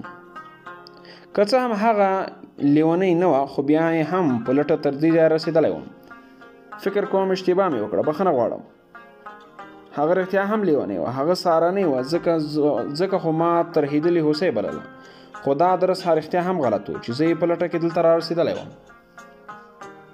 زموږ نوبت هم را رسېدلی و. ډاکټر چې سپینه چپنه یې اغوستې وه ډبل او خندان ځوان و. زما زیړ مخ ته یې وکتل خو افسوس چې هغه شاعر نه و. زما په وریځو کې یې ګوتې کېښودې او پورته یې کش کړه. یو سترګه مې ټیغه شوه، بیا یې د سترګې لاندې ګوته راته کېښوده، لاندې یې کش کړه او بیا مې سترګه ټیغه شوه. ویې ویل ژبه وباسه. ما وویل په ټټر ځړېدونکي څیز چې خلک یې دوربین بولي پورتنۍ دوه خواوې په خپلو غوږونو کې دننه باسلې او وروسته ګرده خوا یې زما په ټټر کېښوده. زړه مې درب کول. بیا یې وویل ملا راواړوه. یو ځلې بیا دوربین په ملا راته کېښود. ویل ژوره ساه اخله. ما هم سینه ښه وپړسوله او بېرته مې خوشې کړه. فکر کوم هوا مې په سینه کې اور لا ژبغړان کړ. دا ځل یې تاو زما تر خولې راووتلو. خو په دې ښه ډاډه وم چې ډاکټر یې د لمبو شور اورېدلی و. په دې هم وپوهېدلم چې دی په دې دوا نه پوهېږي ځکه ما لیدل چې خپله بېوسي پر کاغذ باندې د څو پاکټه ګولیو په لیکلو پټوله. پلار مې پر ډاکټر باور کړی و او دا امید یې په سترګو کې له ورایه ځلېدلو چې له دې څو پټه ګولیو سره به زه ښه شم. ډاکټر هم راته ویلي و ښه کېږي. له کتنځي راووتلو. ځمکه لمده وه خو خټې پر څپلیو پورې ځکه نه وې نښتې چې ځمکه خټینه نه وه. یو لیوني چې ډاکټر هغې ته زما په څېر په کاغذ باندې لیکل کړي او په لاس کې ورته ګوښی تش روان و، ګامونه یې هم ټپرېدلي و، په لنډه ږیره یې له تورو سپین ویښته ډېر و. ډنګر سړی و. زه پوه شوم چې د ده پلار مړ دی او مور یې هم نشته ځکه خو بې تکې روان و. ما ته یې وویل لاس مې ونیسه. ما غوښتل لاس یې ونیسم خو زما لاس هم بل چا نیولی و. بیا هم یو چا پناه راوړې وه خو زما محل بیا هم ړنګ و او د چا پناه وړ نه و. لیوني ویل زما کور په دارالمان کې دی. یوه د ټکسي والا ته یې غږ کړ زما کور په دارالمان کې دی ما هلته بوځه. د ټکسي موټروان یوازې په بېرحمه سترګو ورته وکتل او ترې تېر شو. زه له اوله پوهېدلم چې د موټروانانو عادتونه خراب شوي دي خو دا سړی لا په دې نه پوهېده. ښایي چې کله دی روغ و هغه مهال د موټروانانو عادتونه هم ښه وو نو ځکه یې نن باور پرې کړی و. دا سړی مې هماغه څو شېبې لیدلی و خو بیا مې هم په شپه کې د نیلي سترګو نجلۍ د پلونو په څېر ونه لیدلو. انسانان ډېر ژر تیر ایستل کېږي. دوی تر ټولو زیات ځانونه تیر باسي ځکه چې ډېر ظاهربین دي. په تاریخ کې ډېر کم انسانان پیدا شوي دي چې عمیق بصیرت لري او نظر یې باطن ته لاره هم پیدا کوي. څو پیړۍ پخوا باطنیانو هم هسې د باطنیت دعوه کوله خو دوی تر ټولو ظاهربینه وو او هیڅکله هم د باطنونو رښتینې باطني معناوې نه دي پیدا کړي. صوفیان هم زمونږ کاروي او فکر کوي چې باطن ته بصیرت رسیږي خو دوی هم ځان تیر باسي. د یار د ښایسته سترګو پر ځای د نرګس کلمه ویل نشي کولی. انسان له ظاهر بینۍ څخه خلاص کړي خو که نرګس ته ووایي چې لږ لږ د یار سترګو ته ورته ده نو بیا ښایي د عمیق بصیرت په لور یو ګام واخیستل شي. سپین ږیري په ځانګړي ډول فکر کوي چې ډېر هوښیار دی. د پخوانیو تجربو په اړه غږیږي او کله چې کوم نصیحت کوي نو د ږیري په ویښتانو کې هم ګوتې وهي. کله چې څوک څو سجدې پوره وړی شوی وي او په جومات کې د ماښام له لمانځه وروسته بیرته پور پرې کوي نو سپین ږیری وایي دا ډېر ښه ځوان دی، بزرګ دی، د خدای دوست دی، ته ورته وګوره داسې نفلونه کوي. نړۍ خو همدې ظاهربین وړنګه کړه. هغه ورځ زما د ماشومتوب د ملګري ویشتلی و، یو تن چې برګه درشي اغوستې و او تور ټوپک یې تر غاړې و راته ویلي و. د دوو دنګو غرونو پر سرونو د دوو ډلو انسانانو له تورو تیږو مورچې جوړې کړې وې. دوی زموږ په لور ډزې کولې او موږ د دوی په لور، خو هغه زموږ ملګری و. یوه سوې مرمۍ راغلې وه او د دوو سترګو ترمنځ په تندي لګېدلی و. د کوپړۍ تر شا یې وتلي و او ماغزه یې ورته شیندلي و. پر شا لوېدلی و نو ځکه یې ډېرې وینې د کوپړۍ له شا څخه تللې وې، خو تنده یې هم په څو څاڅکو وینو ککړ و. د برګې درشۍ او تور ټوپک خاوند ویل دوی ډېر ظالمانو، پر موږ یې درنې مرمۍ ورولي. زه هغه وخت پوهېدلی وم چې د غرونو پر سر په مرچو کې ناستې دواړه ډلې ظاهربینې وې. دوی د خپلو ظاهري افکارو د لمانځنې په دود په ټوپکو سوي ډزې کولې. خدای زاده دوی په پوهېدل او کنه زما ملګری چې په کوشنۍ کې زیړه مرمۍ لګېدلی و نو فکر یې هم له منځه تللی و. داسې ښکارېدلو لکه چې ویده وي. ظاهراً دی هم آرام ښکارېدلو. زه کله هم تندي ته په زیړه ګولۍ نه وم لګېدلی نو ځکه مې د هغه احساس نشو درک کولی، لکه څرنګه مې چې پخوا د لیونیانو احساس نشو درک کولی. هغه وخت به زما د جرابو پوندې ژر څیرې کېدل او یا هم ښایي ما ته داسې ښکارېدله ځکه هر کال مې پر سږونې جرابې اخیستلې. اوس هم چې د چا د جرابو څیر پوندې ووینم نو هغه وختونه را په زړه کېږي. زما د کوچنوالي ملګري چې کله په کلي کې هیچا هم غایګي نشوې که ورسره نیولی، دا ځل یې له پښو دومره سیک ختلی و چې 4 تنو په اوږو راوړ.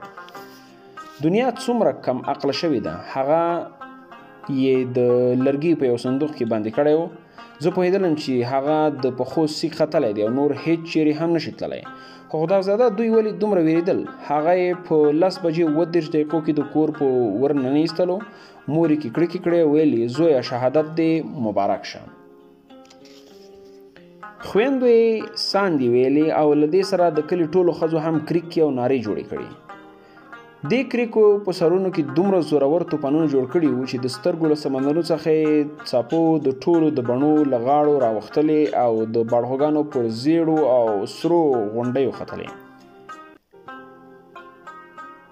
د ژړا سیالۍ پیل شوې وه، لکه برګ اتڼ د کلي ځوانان هم پرې ورګډ شوي وو او د ساندو له لمبو یې د اسمان وریځو تښتېدلې وې.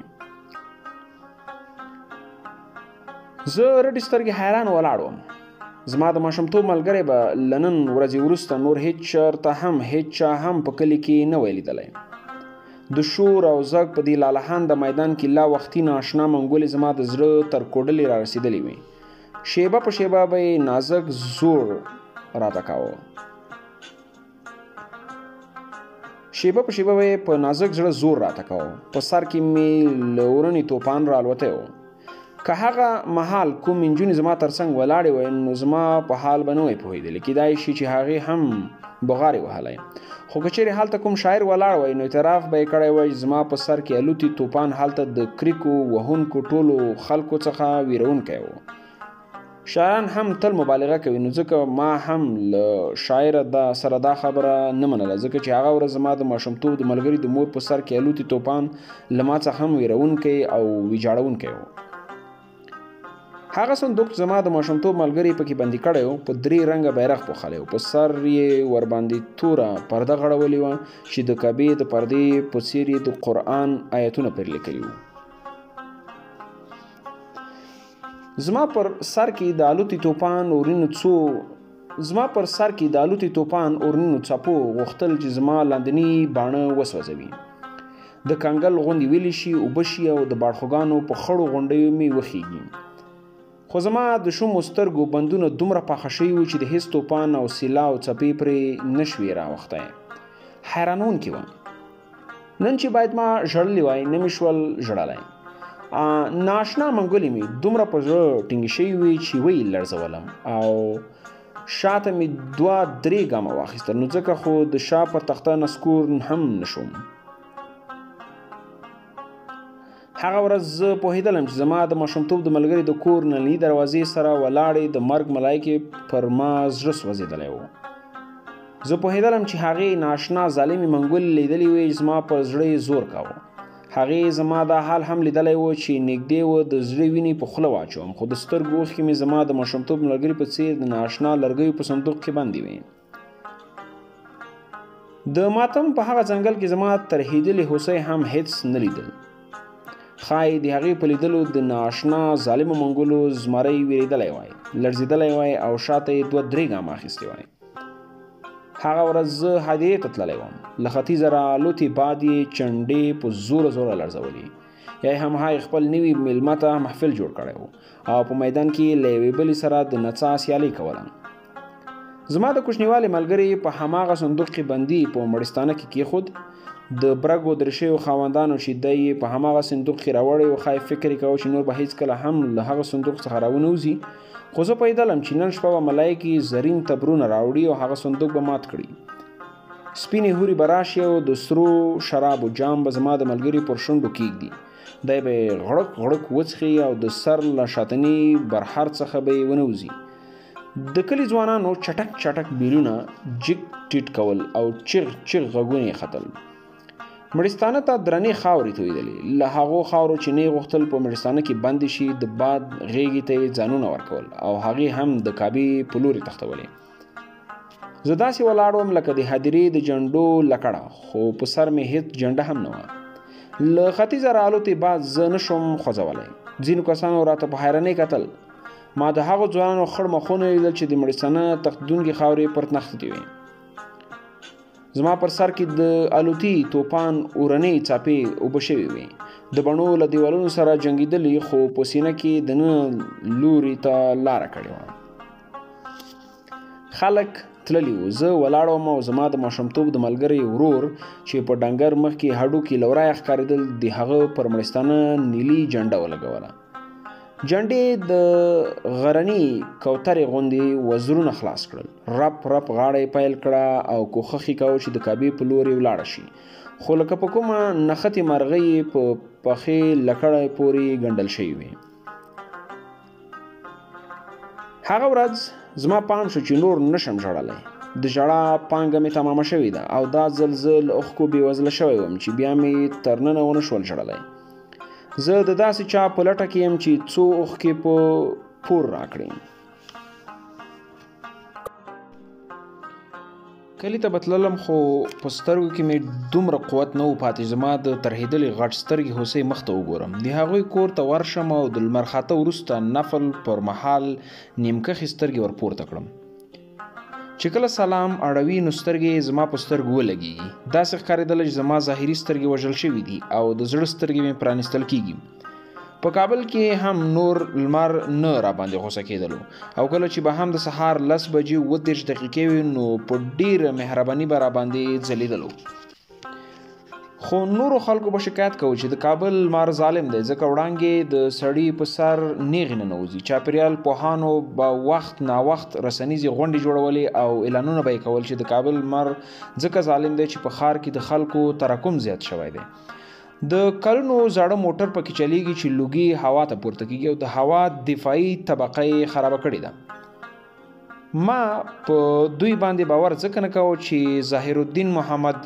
بابر شاه خبره مې په یاد وه چې ویلي وو په کابل کې له بړستنې پرته خوب نه کیږي کابل د دنیا پر مخ له هر ځایه ښایسته دی زه به یې هېڅکله هم خپلو زامنو ته ورنه کړم د رښتیا ویلي ځکه ما کله هم په کابل کې له بړستنې پرته خوب نشو کولی خو له بابر سره زما یو توپیر دا و چې ما په بړستن کې هم د هغه په څیر خوب نشو کولی زه به کله کله پر کابل د دې مین باچا مړستانه ته ورتلم داسې مې احساسوله چې د هغه د ظلمو داسې مې احساسوله چې د هغه د ظالمو هډوکو د سینې په قفس کې زړه د کابل خاورې لا هم ژوندی ساتلی دي درزیږي او له سکون بخونکي طبیعت څخه یې خوند اخلي زه هم پر کابل مین وم خو کابل زما سکون وړی و زه داسې وم لکه د مور په غېږ کې چې ماشوم ناروغ شي ما احساسوله چې کابل راته د مور غوندې خفه دی او تل غواړي چې په خپله غېږ کې سکون راکړي خو زما سکون د ترهېدلې هوسۍ په ښکرو کې و او کوم شی چې ترهېدلې هوسۍ ښکرو ته په ګوتو ورشي نو د هغې ترلاسه کول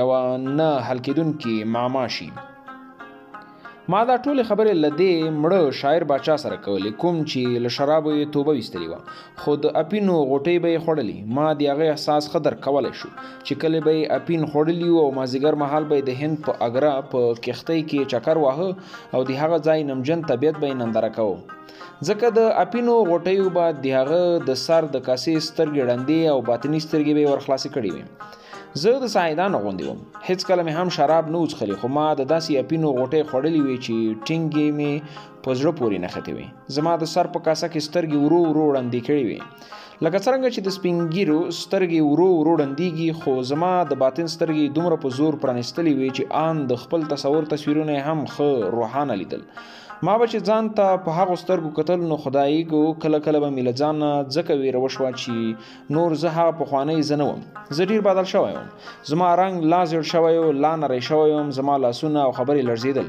زما د شعرونو فریادونه بل ډول شوي وو آن زما لیکل هم بدل شوي وو هره ورځ تر بلې په بله اوښتل ورځ تر بلې مې ظاهري دنیا د باطن له سترګو پناه کېدله د تصور دنیا ته ورننوتلم چې ښایي د حقیقي دنیا په لور یو پل و لکه څرنګه چې صوفیان داسې خبرې کوي خو زما هغه وخت تصوف نه و زده هر څه بدلیدل خو زما خپل دین او مذهب ساتلی و په سجده کې لا هم همغه پخوانی خوند پروت و کله به مې چې د مسیحیانو د ارواو یا وینو څښونکو موجوداتو فلمونه لیدل نو چې هلته به یو ښایسته ځوان په اروايي بلا او یا هم وینې څښونکي موجود بدل شو زما به پام شو چې زه هم په یو بل څه بدلیدونکی یم یا به داسې شم چې د غرونو او درو به شم یا به داسې شم چې د خلکو وینې به وڅښم خو چې دا وروستی فکر به مې سر ته راغی نو له خدایه به مې پناه وغوښته ما ته د خلکو د وینو له څښلو څخه دا په څلونو زره غوره وه چې د غرونو لیونی او د سارا سارانی شم بابر سر شم او درویشي شم عجیبه د هغه وخت زما طبیعت د تصوف په لورې ډیر تمایل کړی و که هغه وخت زه پر تصوف پوهېدلی نو ښایي ما د چوپتیا داسې شرنګېدلی صوفي مکتب رامنځته کړی وای چې د نړۍ لیونیان به ورته رامات وای خو ما خپل مذهب ساتلی و زه له کوچنیوالي همداسې یم هوایي هغه وخت مې کله کله د مارانو لپاره د هندي موسیقۍ سندرې اورېدلې نو فکر مې کاوه چې زه به هم په مار بدل شم له سترګو مې اور وریږي او له خولې به مې فش فش غږ غږېږي زه اوس چوپ وم داسې په خیالونو کې ډوبېدم لکه بودا د هغه په څیر له خپل ژونده بیزاره کېدل. ما غوښتل د ژوند حقیقت پیدا کړم، خو زه نه د کومې ونې لاندې کېناستلی وم او نه هم د کوم سیند پر غاړه، تر څو د حقیقت پرښته راته ظاهره شي او په یوه شپه کې هر څه راته ووایي. ما خپل دین او مذهب ساتلی و. زه پوهېدلم چې په همدې کې حقیقت راته بیان شوی دی، خو د دې حقیقت سپړلو ښایي د بودا غوندې ذهن غوښتلو. پر دې حقیقت د پوهېدلو لپاره مې باید ظاهري سترګې رښتیا هم ړندې شوې وای او د زړه سترګې مې پرانیستل شوې وای. ښایي زه اوس د حقیقت پیژندلو ته نږدې شوی وم، خو د زړه پر سترګو له لید سره داسې نابلده وم لکه ماشوم چې د لومړي ځل لپاره ګامونه اخلي، تلولی شي، ولویږي او بیرته په خواریو د راپورته کېدلو کوښښ کوي. پخوانی ژوند او یادونه اوس راته د یو خوب په څیر تصویر کېدل، داسې چې د پخوانیو دوستانو څیرې مې سمې نه په یادېدلې. ان د کلي د جومات تصویر مې هم په ذهن کې داسې تت شوی و لکه څوک چې په خوب کې پیغمبر او یا فرښته وویني، نو سهار به چې راپورته شي د هغه تصویر یې سم نه په یادېږي. تر دې چې په کلي کې د ښوونځي د دوستانو نومونه هم راسره اخیر وو، داسې راته ښکارېدل لکه چې زما پخوانی ژوند سلګونه کلونه پخوا تېر شوی وي. داسې ښکارېدله چې زه نهه د باندې 300 کاله ویده شوی وم. زه د کهف د صحاباو ملګری شوی وم، خو توپیر مو دومره و چې نهه د باندې 300 کاله د دوی سترګې پټې وې او ما بیا هم هر څه په یاد وو. خو زه په غړېدلو سترګو په یوه ورځ کې کلونه ویده شوی یم او د هر کال ویدېدلو په بدل کې مې پخواني ارزښتمن یادونه هېرېدل. زما ظاهري سترګې چې ړندې شوې، نو د زړه سترګې مې شرمېدونکې وې، داسې لکه دوی پښتنې پیغلې چې له کوره د باندې راوځي، زیارت ته روان شي او پر مخونو یې پردې خورې وي. همداسې زما د زړه سترګو هم پر ځان نرۍ پرده خوره کړې وه، ځکه خو راته دنیا له یوې نرۍ پردې د باندې ښکارېدله. د ماشومتوب په څیر مې هر څه روښانه نه لیدل، ان د مور څېره مې هم له یوې نرۍ پردې د باندې لیدله، کټ مټ لکه په خوب کې د فرښتې په څیر، خو له هغې یو څه روښانه. په مني کې چې کله د ونو وچې او زیړې پاڼې په پارکونو کې رالوېدلې وي او ما به په بوټانو وهلې، د شغ او خرپ غږ یې ما ښه اورېدلی شو، خو د هغوی شاوخواته شیندل مې هم لرې نږدې د باندې لیدل، داسې لکه ماشومان چې د غوړېدلو ګلانو له سرونو د زیړو پتنګانو سیل پسې واخلي او یوه د نیلي جامو پیغلې د کړکۍ له نرۍ پردې ننداره کوي. په خیالونو کې مې د تصویرونو په البومونو خاورې پنډل شوي وي، خو یوازې یو تصویر چې ما به ورته تل کتل همداسې تازه پاتې و، ان مرول شوی هم نه و. هسې هم د خیال کمال همدا وي چې تصویرونه نه مروړي. زه له ظاهري دنیا دومره لرې شوی یم چې که چا به راسره جګړه کوله نو چوپ به وم، بیا به ولاړم، ځان ته به کېناستم او خیال کې به مې له هغه شخص سره جګړه وکړه. دومره خبرې او ملامتیا به مې پرې وویله چې ایله به مې زړه سوړ شو، اوښکې به مې وغوړېدل او د بریا احساس مې وکړ. زما ترهېدلې هوسۍ داسې چم را باندې کړی و چې د چم ګاونډ له ښې خادۍ ویستلی وم. په کوچنیوالي کې مې یوه لنډۍ اورېدلې وه چې د وروستۍ مصري وروسته برخه یې داسې ده: سودایي به شې مینه. هغه وخت ما فکر کوم چې دا به هغه سوداګر ښایي کوم چې کلي ته راځي او سودا یې په شا وړلې وي، خو زه اوس د سودایي په معنا پوهېدلی وم، ځکه ما احساس کړی و چې سودایي شوی یم. هر کال به چې څومره د مني په ونو خپلې پاڼې ژړېدلې، تر هغه وخت زیات به زما رنګ زیړ شوی و. د زیړې ښکلا مریدي کې دومره ډوب شوی وم چې د ژمي د سهار د 10 بجو 30 دقیقو له لمر او د اوړي د مازدیګر د 6 بجو له لمر څخه هم زیات زیړ وم. دومره زیړ شوی وم چې پر زیړ لمر مین شفق هم نږدې نه راتللو. هغه منه چې لا نور هم زیړ او زبېښلی شوم، نو ان زیړو ګلونو هم نشول کولی چې له خپل ډنډغرو سره سرونه حس کړي او خپل زیړه ښکلا تماشې ته وړاندې کړي. په بازار کې به پیغلو یوې بلې ته ویل: هغه ته وګوره، تک زیړ. په جومات کې به سپین ږیرو ویل: د زیړی دی. کله چې دا خبرې د کلي هغو ماشومانو چې تازه یې لمونځونه نیولي وو او په جومات کې به په ملا پسې ښکته پورته غورځېدل زما د مور تر غوږو را رسولې، نو په اندېښنه کې لاس تر زنې شوه. یو چا را ورته ویلي وو چې د اندرابي په کوڅه کې یو پاړوګړ د زړي دم کوي. په سبا یې هلته بوتلم. د پاړوګړ یوه سترګه تکه سپینه اوښتې وه، په خپل زاړه خټین او په لوګو تور دکان کې ناست و. پاس یې په رپونو کې د چمبو غوندې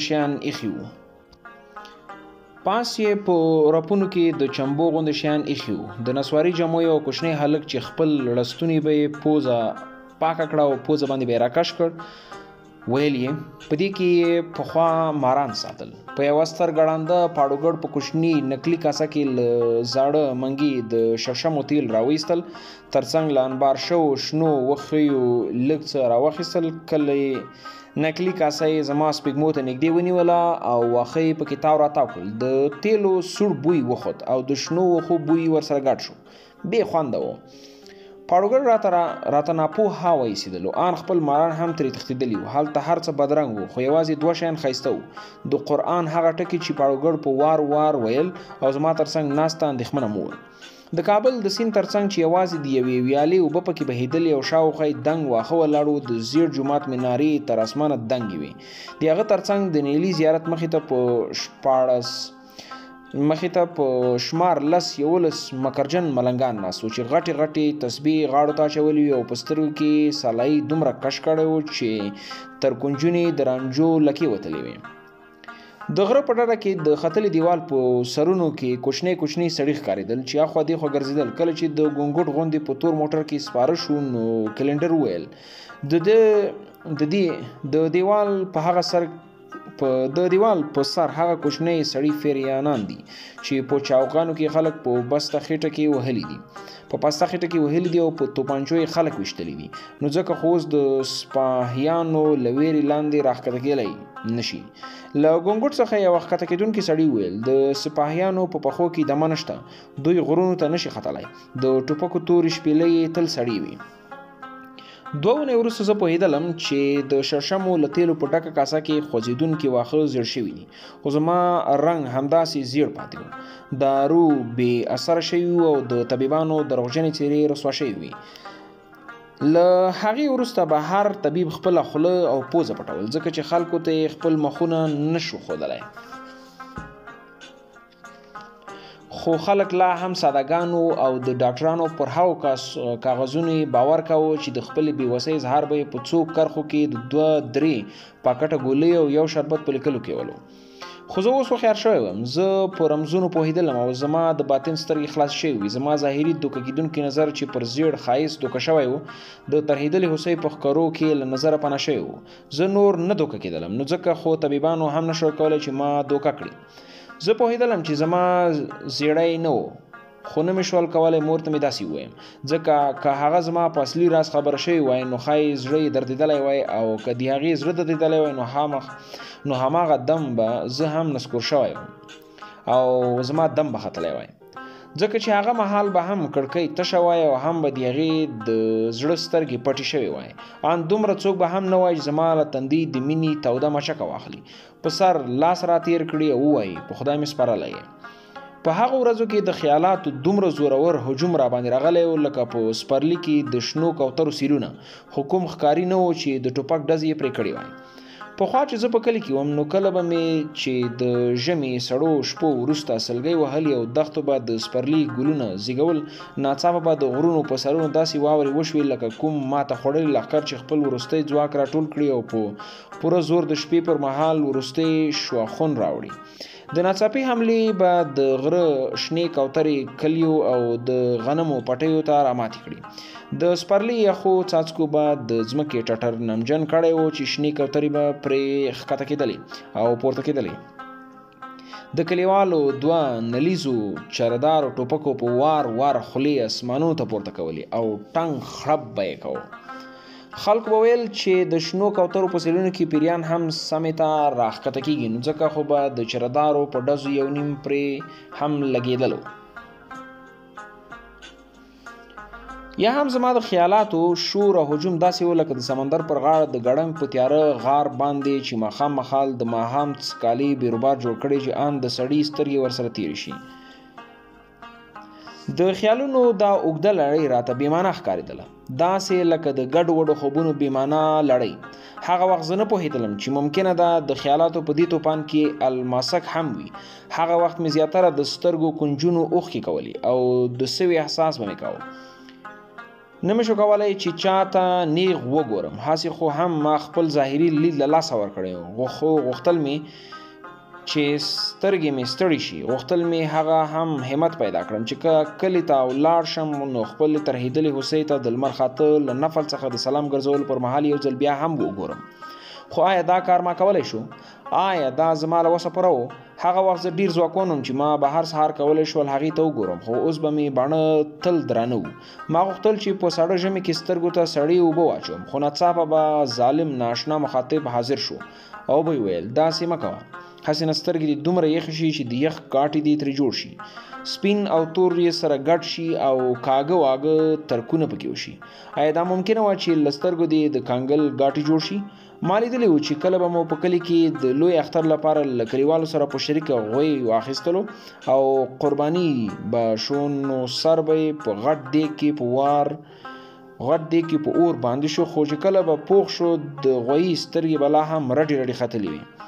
یوازې به یې پر مخ یوه خړه پرده راغلې وه، خو زه پوهېدم چې زما او د غویي سترګې توپیر لري.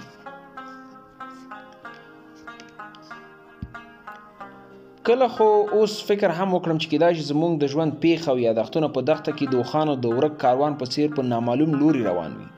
ما ته خو دا سوچ راځي لکه څنګه چې هغه پیښې لا هم زما په خیال کې ژوندی دي، نو کیدای شي د اسمان په نامعلومو منزلونو کې همداسې ژوندی وي او زما مسافر ارواح همدغسې درد ګالي. ښایي موږ هم د شیرونو غوندي و، خپل غمونه مو تل په سر وي او هیڅکله هم له سر نه غورځوو، خو توپیر یوازې دومره دی چې موږ د هماغې شیبې سره د تل لپاره د اسمان د نامعلوم منزلونو په لوري روانېږو. ما فکر کوم چې زموږ پرون کې لا هم نن دی، لا هم هره شیبه پر خپل ځای ولاړه ده، داسې لکه چې نه پناه کېدونکې وي، خو یوازې د اسمان نامعلوم منزلونه یې زموږ له سترګو پناه کوي. هغه ورځ لا هم شته چې د غره د ډډې دیوال په ښکتني ډډ کې غځېدلی سړک باندې د ګونګوټ غوندې موټر روانو. موږ یې په خپله خېټه کې د څه وخت لپاره ساتلي وو، غوښتل یې چې له یوه منزل وروسته مو بیرته له خېټې راوباسي. دا بدرنګ ګونګټان تل غواړي د یونس علیه السلام د کب په څیر پیښې وکړي. دوی او له ریا ډک هغه زاهدان کټ مټ سره ورته دي چې د نبیانو غوندې د پرهیزګارۍ پیښې کوي. خلک هم ورباندې تېروتلي دي او هغوی چې رښتیا هم د زهد او تقوا خاوندان دي، د دوی په تورو سیورو کې د خلکو له ناپوهه سترګو پناه دي. زه ان هغه وخت پوهېدلم چې د ریاکارو زاهدانو خویونه هم خراب دي، خو زما مور هم فکر کاوه چې د دوی د پرښتو په څیر دي او ځکه د پرښتو په څیر اسمان ته نه الوځي چې غواړي د خدای د مخلوق خدمت وکړي. هغه ورځ چې موږ د ګونګوټ له خېټې رابهر شو، نو د سرپټو زړو کوڅو له منځه تیر شو. د لرګي خړې دروازې ته ودرېدلو، لړزان د لاس مې وړاندې کړ، په دروازه ځړېدلی زنځیر مې ونیو. 3-4 ځله مې وشرنګاوه. کوچنی ماشوم چې نیلي خولۍ یې پر سر وه راووت، سترګې یې راپورته او خوله یې جینګه کړه. زه او مور مې دواړه په وردننه شو. د سرو خښتو کوټو ته لا پلستر نو ورکړل شوی، خو چې کله یې دالان ته ننوتلو نو پلستر سربیرې زیړ چک رنګ هم ورکړی و. ماشوم یوې کوټې ته بوتلو، په سره قالینه توشه کې چاپېره هوارې وي، یو دنګ سړی چې اوږده تکه سپینه ږیرې وه او سپین پټکی پر سر کړی و ناست و او تسبیح یې ویلې. زما د مور هیله منو سترګو پوه کړو چې موږ څه غواړو. زه پوهېدلم چې دا سړی د پرښتې غوندې پرهیزګار نه دی. ما یې هغه کغیړن تور سیوری لیدلو چې له ما سره یې د لیوني مینې له امله مې د مور له سترګو پناه و. سړی قلم راواخیست او د ډاکټرانو په څیر د خپلې بېوسۍ اقراري پرې لیکلو، خو توپیر یوازې دومره و چې څو پاکټه ګولۍ نه راکولې، بلکې یوازې یو کاغذ تاو راتاو کړ او ویې ویل دا تعویض به په 2 شنو جامو کې تاو کړئ، د څرمنې پوښ ته یې واچوئ او د دې هلک په ښي مټ یې راوځړوئ.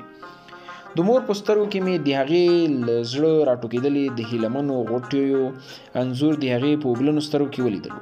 هغه وخت په هغه تصویر کې دومره ډوب شوم چې ما دا هم ونه لیدل چې هغې ریاکار او د دنیا د مال باندې ملا ته یې څه د باندې 15,000 د افغانیو سره نوټونه مخې ته کېښودل.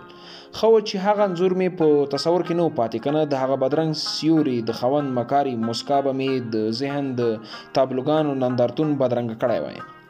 اوس نو راته بل بار هم زیات شوی و، د ګډوډو خیالونو، پریشانه فکرونو او د دلۍ غمونو ترڅنګ ضرور و چې په 2 شنو جامو د څرمنې په پوښ کې تاو شوی تعویض هم پر مټ وګرځوم. خلک وایي چې لیونیان بې درده او بې درکه دي. دوی ځانونه هوښیاران بولي، خو له دې نه دي خبر چې لیونیان له ډېرې هوښیارۍ لیونې شوي دي. البته یو شرط شته، هغه دا چې که هوښیارتیا د زړه د سترګو له خلاصېدو سره مل وی او یا هم له دې سره مل وی چې دنیا له نورو څخه په څرګنده توپیر ولرلی شي. زه په رښتیا هم لیونی شوی یم، ځکه چې لیوني ته مې هوښیار ویل او بله دا چې که لیونی هوښیار شي او زه لیونی نو زه هم هوښیار شوم. او څوک چې ځان هوښیار بولي نو هغه هم لیونی شو. دا خبره به زموږ د کلي په جومات کې هغه مهال سپین ږیرو کوله چې روژه به په ژمي کې راتله او ټول کلیوال به د جومات له ګردې بخاري راتاو. زما تره به ماته ویل چې دا بخاري له تا څخه مشره ده، نو ځکه خو به زنګونه هم پرې نښتي وو. زما سره پوښتنه پیدا شوه چې زنګ ولې په اوسپنه پورې نښلي، خو چې کله په ښوونځي کې وم نو یوه ورځ زموږ د ساینس بوډا ښوونکي وویل اوسپنه هغه وخت زنګ نیسي چې لمده شي. ته خبرې د دې پر ځای چې ډاډ راکړی لا یې هم حیران کړم، ځکه اوبه هم کولی شي چې یو څه خیرن کړي. ان څومره دوه مخي دنیا ده. موږ چې خیرن شو نو په اوبه ځانونه مینځو، چې پاک شو خو چې پاکي اوسپنې ته اوبه ورسیږي نو زنګ ونیسي او خیرن شي. دنیا ټوله داسې له ماماو ډکه وه، خو چې کله زما د ظاهر سترګې ترهېدلې هوسۍ د زیړ حسن شغلو ړندې کړې او د زړه سترګې مې ورو ورو خلاصې شوې نو دا ماماوې لا هم راته ډېرې شوې، ځکه چې ما دنیا د خلکو په سترګو نه لیدله. ما هغه څه لیدل چې خلکو نه لیدل او ما هغه څه نه لیدل چې خلکو لیدل. خو هغه وخت هم زه لیونه یم، ځکه ما له خلکو ګیله کوله چې ولې زما پر خوږو او درودونو نه دی خبر، ولی ما ته ډاډګیرنه نه راکوي، ولی زما په غم کې ځانونه نه شریکوي. یوازې یو څوک زما د درد احساس کولی شو، هغه زما مور وه. خو ما غوښتل چې ټول خلک د زما د مور غوندې ما ته ډاډګیرنه راکړي. هغه وخت زما خویونه رښتیا هم ماشومانو ته ورته شوي وو. زه ښه پوهېدلم چې د بازار د خلکو خویونه خراب شوي دي، خو بیا مې هم غوښتل چې ما ته مینه راکړي او دا په رښتیا هم څرګند لیونتوب و. د ښار د خلکو زړونه پر هغه بوډۍ هم نه سوځېدل چې د کابل ښار د افغانانو کې به د زیرزمینیو په زینه کې ناسته وه. مخې ته به یې ځولۍ غړولې وه او له ښاریانو یې غوښتل چې په ځولۍ کې د وچې ډوډۍ اخیستلو لپاره د افغانیو نوټونه واچوي. هغه وخت به چې دا بوډۍ ما لیدله نو فکر به مې کاوه چې زما نیا به داسې له بېوسۍ او بېوزلۍ څخه ډک حالت کې ناسته ده. که زما دنیا ویښتان مو یو څه جړ کړی وای او جامې خیرن شوی وای نو د هماغې بوډۍ د خور په څیر به ښکارېدلی وای. ان زموږ د ګاونډۍ نیلي سترګې نجلۍ نیا هم همداسې ښکارېدل او زموږ بلاک ته د مخامخ خیرنو لاسونو والا دوکاندار نیا هم همداسې وه. ښایي هغه وخت زما عواطفو دومره تغیان کړی و چې د نړۍ ټولو بوډۍ د زیرزمینیو پر زینو د ناستې بوډۍ غوندې راته ښکارېدلې. ما فکر کوه چې د ټولو ښاریانو عواطفو په ما کې حلول کړی دی او دوی ټول ترې بې برخې شوي دي. ما فکر کوه چې د ټولو زړونو نرموالی زما زړه ته راګډ شوی دی او د نورو زړونه کلک شوي دي، داسې لکه د خټو نانځکې چې وچې کلکې شي، لکه څرنګه چې د خټو نانځکې بدرنګې وي او سپینې خاورې له مخونو بادېږي، همداسې د ښارونو زړونه هم سپیره وي او له مخونو یې د خاورو بادېدلو دومره سپیره چې ان د زیرزمینیو د زینو پر سر له ناستې سپین سرې څخه یې ځولۍ د دوی په پښو کې غوړولې وه، هسک سرونه ترېدل. ښایي د دوی په سرونو کې د کومې لوی فتحې نشه ګرځېدله، خو ما لیدل چې دوی ټولو ماته خوړلې وه، دوی سخته ماته خوړلې وه او د ژوند په سرګردان ډګر کې د عاطفې له سپرو په نامعلوم لوري له لهانده منډې وهلې. نو ځکه خو دوی نه هغه بوډۍ لیدله، نه یې د هغې ځولۍ او نه هم زما احساسات او عاطف درک کولی شول. دوی زما د غټ سترګې هوسۍ سره یو شباهت درلود، هغه دا چې دوی هم په نامعلوم لوري منډې وهلې او د هغې هم، خو توپیر یې دا و چې سپین سري سوالګرې له دوی څخه کرکه کوله، له دوی څخه یې ګیله کېدله او د هر یو پر تېرېدلو یې د زړه نازک محل داسې ورانېدل لکه زلزله چې د نړۍ هسکې ماڼۍ ورانې کړي. خو ما له خپلې هوسۍ سره مینه کړې وه او د هغې هر یاد زما د ژوند ستنې لړزولې وي. د هغې د عشق بوټي زما د زړه وینې غوښتلې او ما په همدې وینو ودان ساتلی و. د سپین سرې بوډۍ د نهیلي تصویر به زما د زرنګار په پارک کې د ودان جومات له تصویر سره یو ځای د خپل شعور ژورو ته لیږلو. زه او بوډۍ سوالګر ډېر سره ورته وو. هغې غرور لوټل شوی او زما خوخ د هغې له شرمېدونکو کتلو سره د څو افغانیو د خوښتنې غږ په ورځ کې څو ځله د جومات له اذان سره یو ځای د اسمانونو په لور پورته کېدلو. زه وېرېدلم چې خدای به دا غږ واوري، دنیا به په بل مخ واړوي او هر څه به نسکور کړي. خو داسې نه وه. خدای نه د ښاریانو په څېر و، نه د موټروانانو، نه هم د دوکاندارانو، ان د کلیوالو په څېر هم نه و. خدای یو بیل ذات و. زه پوهېدلم چې دا غږ یې اورېدلو. د هغه د عرش ستنې لړزېدلې او کولی شول چې د غضب سمندر یې په ځوخ راشي، خو د خپلو بې پروا، مغرورو او خرابو خویونو خاوندانو بندګانو پر حال یې رحم کوو. دا رښتیا هم خدایي حوصله وه. ضرور خدای د دوی ماته خوړلی حال لیدلی و چې د ژوند پر ډګر د سپېڅلو عواطفو د لښکرو څخه په هره خوا تښتېدل او د دوی په حال یې رحم کړی و. خو زما حال له ټولې دنیا سره توپیر درلود. دې حالت لا درد راکاوه. کله به مې چې په هنداره کې ځان ته وکتل نو رنګ به مې له زیړېدلو د تورېدلو په لور روان و او د سترګو کونجونه مې ګوندې شوي وو. زه پوهېدلم چې په کمو ورځو کې د کلونو مزل کوم او د کلیوالو ښځو له حساب سره مې اختلاف کړی دی. د دوی په حساب زه د دنیا د نورو وګړو غوندې وم، خو زما د سترګو کونجونو ښودله چې د دوی حساب غلط دی. ما له دنیا څخه دومره بغاوت کړی و چې د حساب علم مې پوره غلط ورته ثابت کړی و. اوس نو اړتیا وه چې زما لپاره د میاشتو او کلونو بیل حساب کتاب رامنځته شي، او هېڅوک تر اوسه په دې نه و پوهېدل چې ما هم نه غوښتل چې څوک پرې پوه شي، ځکه فلسفیان خو تر اوسه د طبیعت په رازونو کې د کوچنیو معماو حل ته نه رسېدلي، نو بیا به یې زما د بغاوت ته څرنګه د حل لاره پیدا کوله. ځکه خو یې ما د ځان لپاره د حل لنډه لاره پیدا کړې وه. هغه دا چې کله به د هندارې تر مخ ودرېدلم نو مخ به مې بل لوري ته اړولو او کوښښ به مې کوو چې ځان د دنیا د نورو خلکو په حساب محاسبه کړم. خو دا ښکاره بې انصافي وه، ډېره لویه بې انصافي. ما ته د زیړ حسن غټ سترګې هوسۍ څخه څه نه وو راپېښ کړي.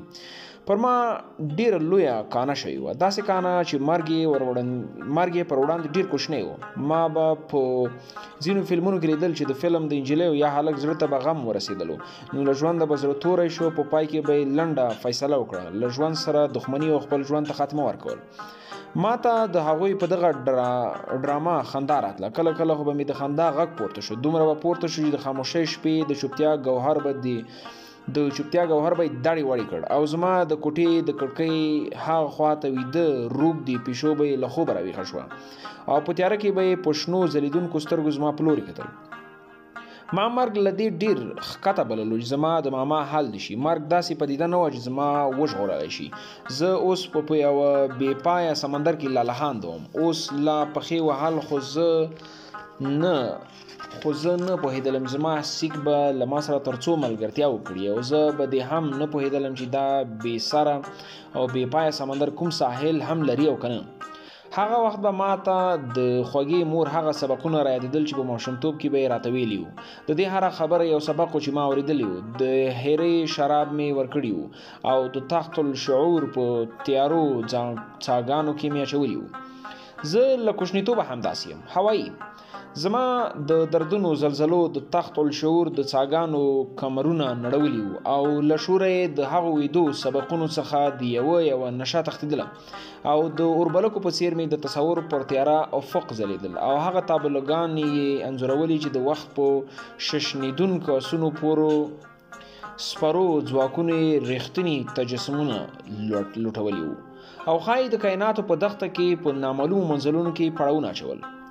کله زما رنګ د زیړ حسن په لمبو تور اوښتی و او ورتېدلو نو د هغه کله زما رنګ د زیړ حسن په لمبو تور اوښتی او ورتېدلو نو د مور هغه راکړی سبق مې یاد شو چې یو ماښام یې راته پر لویدیځ افق 2 ستوري ښودلي وو او ویلې چې دا لیلا او مجنون دي. دوی سپېڅلې مینه کړې وه او خدای تر 2 روښانه ستوري جوړ کړل. خو کله چې ښوونځي ته ولاړم نو ښوونکي وویل چې ستوري او سپوږمۍ په فضا کې لالهانده دي او دوی یو نامعلوم منزل په لوري روان دي. دې سبقونو زه اوس په دې باوري کړی وم چې هغه ستوري په رښتیا هم لیلا او مجنون دي او فضا هم هغه بې سره او بې پایه سمندر دی چې زه پکې سرګردانه لاس او پښې وهم. ښایي زه هم د غټ سترګې هوسۍ سپېڅلی عاشق وم او خدای راڅخه د اسمان ستوري جوړ کړي وي. زه اوس پوهېدلم چې د ستورو ژوند څومره لالهانده او له دردونو ډک دی. په ټولو کایناتو کې هیڅ آرام نه و. زه هغه مهال د سکون په لټه کې وم، د داسې سکون په لټه کې چې هر ډول شور خاموش کړي، ځکه خو مې اړتیا درلوده چې ویې لټوم، خو ښایي زه تر اوسه هغې درجې ته نه وم رسېدلی.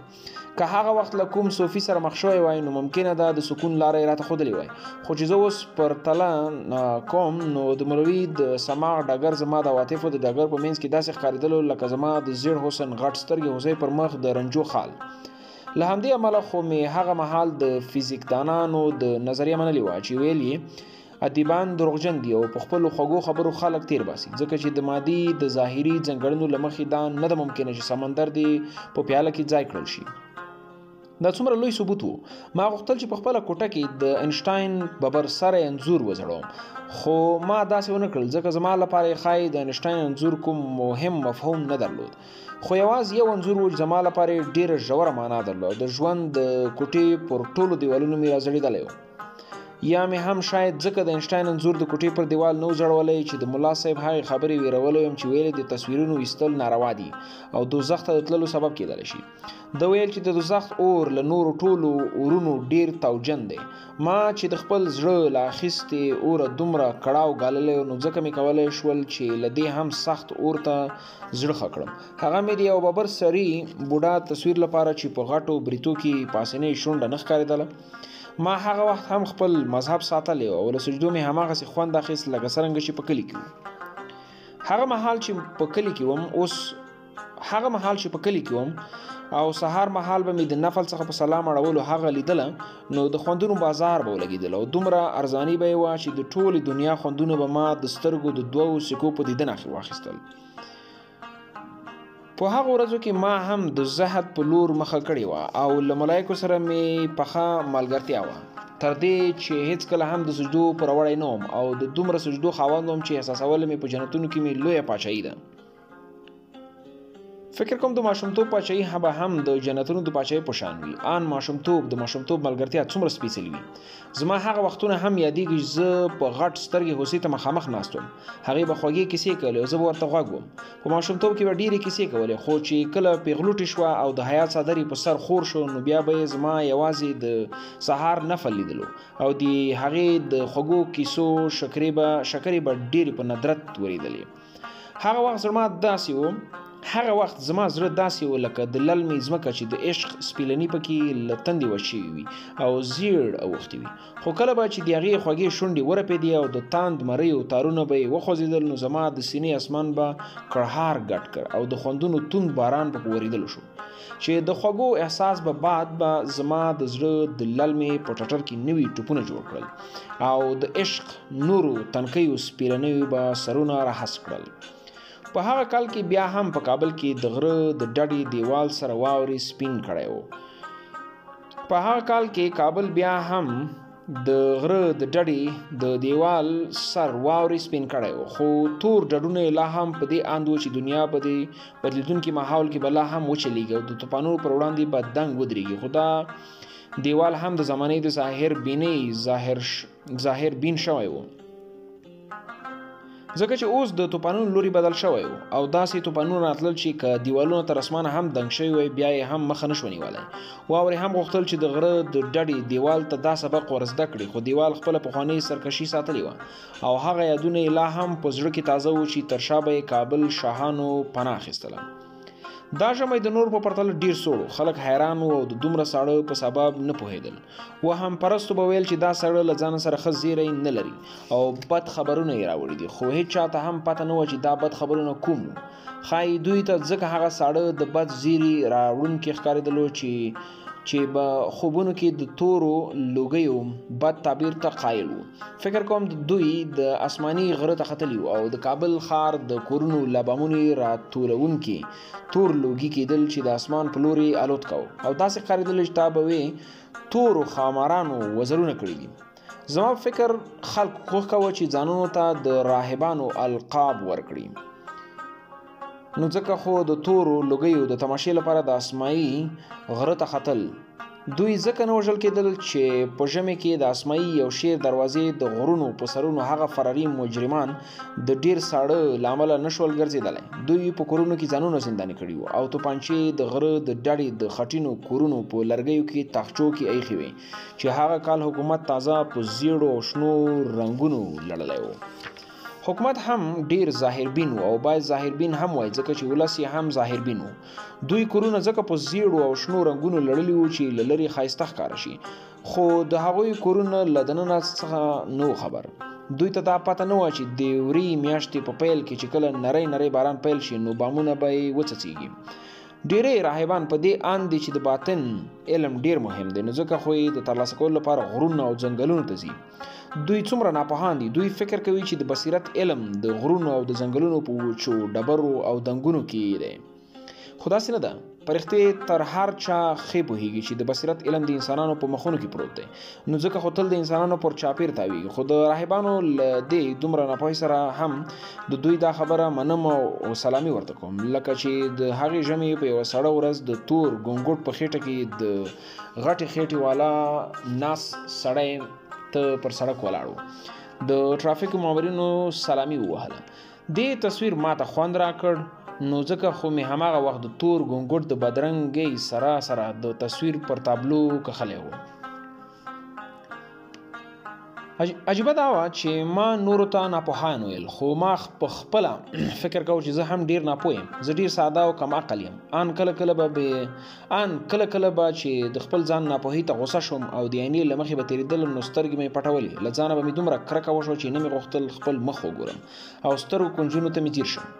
هغې لیونۍ داسې ډکه راباندې اچولې وه چې هر څه یې راڅخه لوټ کړي وو، خو یوازې دوه څیزونه یې راته پرېښي وو: ساه اخیستل او بیرته ساه ویستل. کله به د خیالونو هجوم دومره راباندې زورور شو چې تصویرونه به یې له یو بل سره وجنګېدل او دړې وړې به شول. ما به داسې احساس کوه چې کوم ارزښتمن څیز مې ورک کړی دی او ناقراره به په لټون کې وم. زما وار دومره خطا شوی و چې په بازار کې د ټولو خلکو رنګونه راته الوتې ښکارېدل. زما سینه دومره دردېدلې وه چې کله به مې هم کوم بوډا جوالي ته وکتل نو دا مې انګېرله چې د هغه زړه هم له سلو غمونو ډک دی. چې کله به یې د نایي دوکان ته ولاړم او ویښتان به یې راته جوړل نو داسې مې انګېرله چې زما ویښتان یې نور هم راته خراب کړل. زه په دې اند وم چې نه هم کوم نایي راته سم ویښتان جوړولی شي او نه هم کوم خیاط راته سمې جامې ګنډلی شي. زه نه پوهېدلم چې د لیونتوب تر وروستي حد رسېدلی یم او که د بصیرت پر وروستي حد پورې مې پړاو اچولی و. زه نه پوهېدلم ځکه چې زه رښتیا هم ناپوهه وم. زه پوهېدم چې زه ښه لیکل نشم کولی او نه هم ښه شاعر یم. زما احساس دردېدلی و. هغې زلزلې زما د ژوند له خوندونو ډک ښار یې ولړزاوه، زما د کلماتو زرینې ماڼۍ هم ونړولې، ځکه خو ما اوس زما قلم په دې ماڼیو کې د کلماتو په لټون و او هره کلمه به یې چې پیدا کړه نو د نیلي غمي په څېر یې په خپله ځولۍ کې اچوله. نور نو دا د ایرو هغه بوت ته ورته وم چې د نرۍ شمال یو څپۍ له ځانه سره وړي. دومره بې سیکه شوی وم چې که پورته به شوم نو پښې مې دردېدلې. هره شیبه مې باڼه یو له بله مرور وو. د شپې په چوپتیا کې به یوازې دوه شیان اورېدل کېدل: د سپو غپا او د دیواله ساعت ټک ټک. هغه میاشت چې په باغونو کې تازه د ګلونو غوټۍ ګل کېدل او د کابل واورې ویلې شوې وې، مور مې په سر کې په ګڼلې 5 سپین ویښتان پیدا کړل. په دې ورځ کې په ټک پوهه شوه چې نور هر څه تر وروستي حده رسېدلي دي. هغې هم باید خپله وروستۍ فیصله کړې وای. نور نو زما د زړه په راز هم خبره شوې وه او په دې پوهېدلې وه چې له غټسترګې هوسۍ سره زما د ژوند تړون ناممکن دی، ځکه چېرته سرایي هوسۍ او چېرته د کلي لیونی. په بل سهار بیا د کلي په لور روان شو. دا ځل نه په غرونو کې پخوانی خوند و، نه د سړک پر رالنډېدلو او شاته تښتېدلو کې، او نه هم په درو کې د زیړو ګلانو. ما ته ټول دردېدلي ښکارېدل. زما مور هغه ورځ د عیسی علیه السلام د مور مریم په څېر ښکارېدله، ځکه چې تر خولې یو توری هم نه وتلو او ما فکر کوه چې د خدای جل جلاله په امر یې د چوپتیا ژوره نیولې ده، او ما فکر کوم چې د خدای جل جلاله په امر یې د چوپتیا روژه نیولې ده. خو زه ځکه مسیح ته نه وم ورته چې زما شونډې هم ګنډلې وي، ان د ټکسي د موټروان او سپارلیو تر خولو هم سون نه ختلو. خو ما یو ښایسته تصویر بیا لیدلی و او زما تصویر د بوډا انځورګر په خپلو لړزېدلو لاسونو د حافظې پر تابلو تر سینما و. خو ما یو ښایسته تصویر بیا لیدلی او زما د تصویر بوډا خو ما یو ښایسته تصویر بیا لیدلی و او زما تصور بوډا انځورګر په خپلو لړزېدلو لاسونو د حافظې پر تابلو ترسیماوه. هر سپین وری پر ډیر پام پورته غره ته په ختلې نرۍ لاره د ختلو په حال کې انځور کړی و. مور مې بیا هم زموږ له کلي په خړپوړي د سپین ږیرې خاوند تعویزګر ته له خپلې سهیلي سره ورغلې وه. هغې یو ځل بیا هم ورته د خپلې بېوسۍ خط ورکړی و، خو دا ځل یې داسې ورته ویلي و. دا تعویز به په 2 سرو جامو کې وګنډي، د څرمنې په پوښ کې به یې بند کړي او په هدیره کې به یې د 2 پخوانیو قبرونو ترمنځ ښخ کړي. کله چې د مازدیګر لمر له نښترو او څېړیو د دنګ غره تر شا غرغره کېدلو، مور مې پر چاقو د 2 زړو قبرونو ترمنځ کوچنی قبر کیندلو او کوچنی تعویز یې پکې دفن کاوه. خو زه پوهېدلم چې که کلونه وروسته د تاریخي اثارو کوم څېړونکی دا ځای وکیندي نو د 2 تنو د هډوکو ترمنځ به هماغه تعویز پیدا کړي او دا جمله به پکې ولولي: د سارای حسین ښکرو د کلي د لیوني زړه بیرته راوړی. زه پوهېدلم هغې تعویزګر زما مور بیا هم د پرښتې ګمان ورباندې کړی و. شیطانانو ته یې امر کاوه چې زما زړه بیرته راوړي، خو په شیطان کې دومره زور نه و چې زما شهید زړه ته ورنږدې شي، ځکه چې خدای ورته په ګڼ ګڼلې 15 ملایکې په پهردارۍ درولې وې. بیا مې هم تل په تصور کې د هغې تصویر ته کتل او د زړه په ژبه مې د هغې نوم اخیستلو. نور نه پوهېدلم چې ولې، خو د هغې تصویر ښایسته و او د هغې نوم هم ښایسته و. هغه خوسۍ همداسې سارایي وه او هیڅکله هم زما نه شوه. پر ما هر څه تیر شول، خو اوس هم د ژوند په معنا نه پوهېږم. سارایي هوسۍ ته غاړه ورکول ښایي یوازې زما تمنا پاتې شوه. ما دا هر څه ولیکل، خراب مې ولیکل، ښه مې ونه لیکل شول، ځکه چې زه ناروغ یم. پای. په دې هیله چې له ناول څخه مو خوند اخیستی وي، چون چې ډېر تیز مې وویل او دلیل هم دا و چې داسې خوندوره او جالبه کیسه یې نه درلودله. مننه.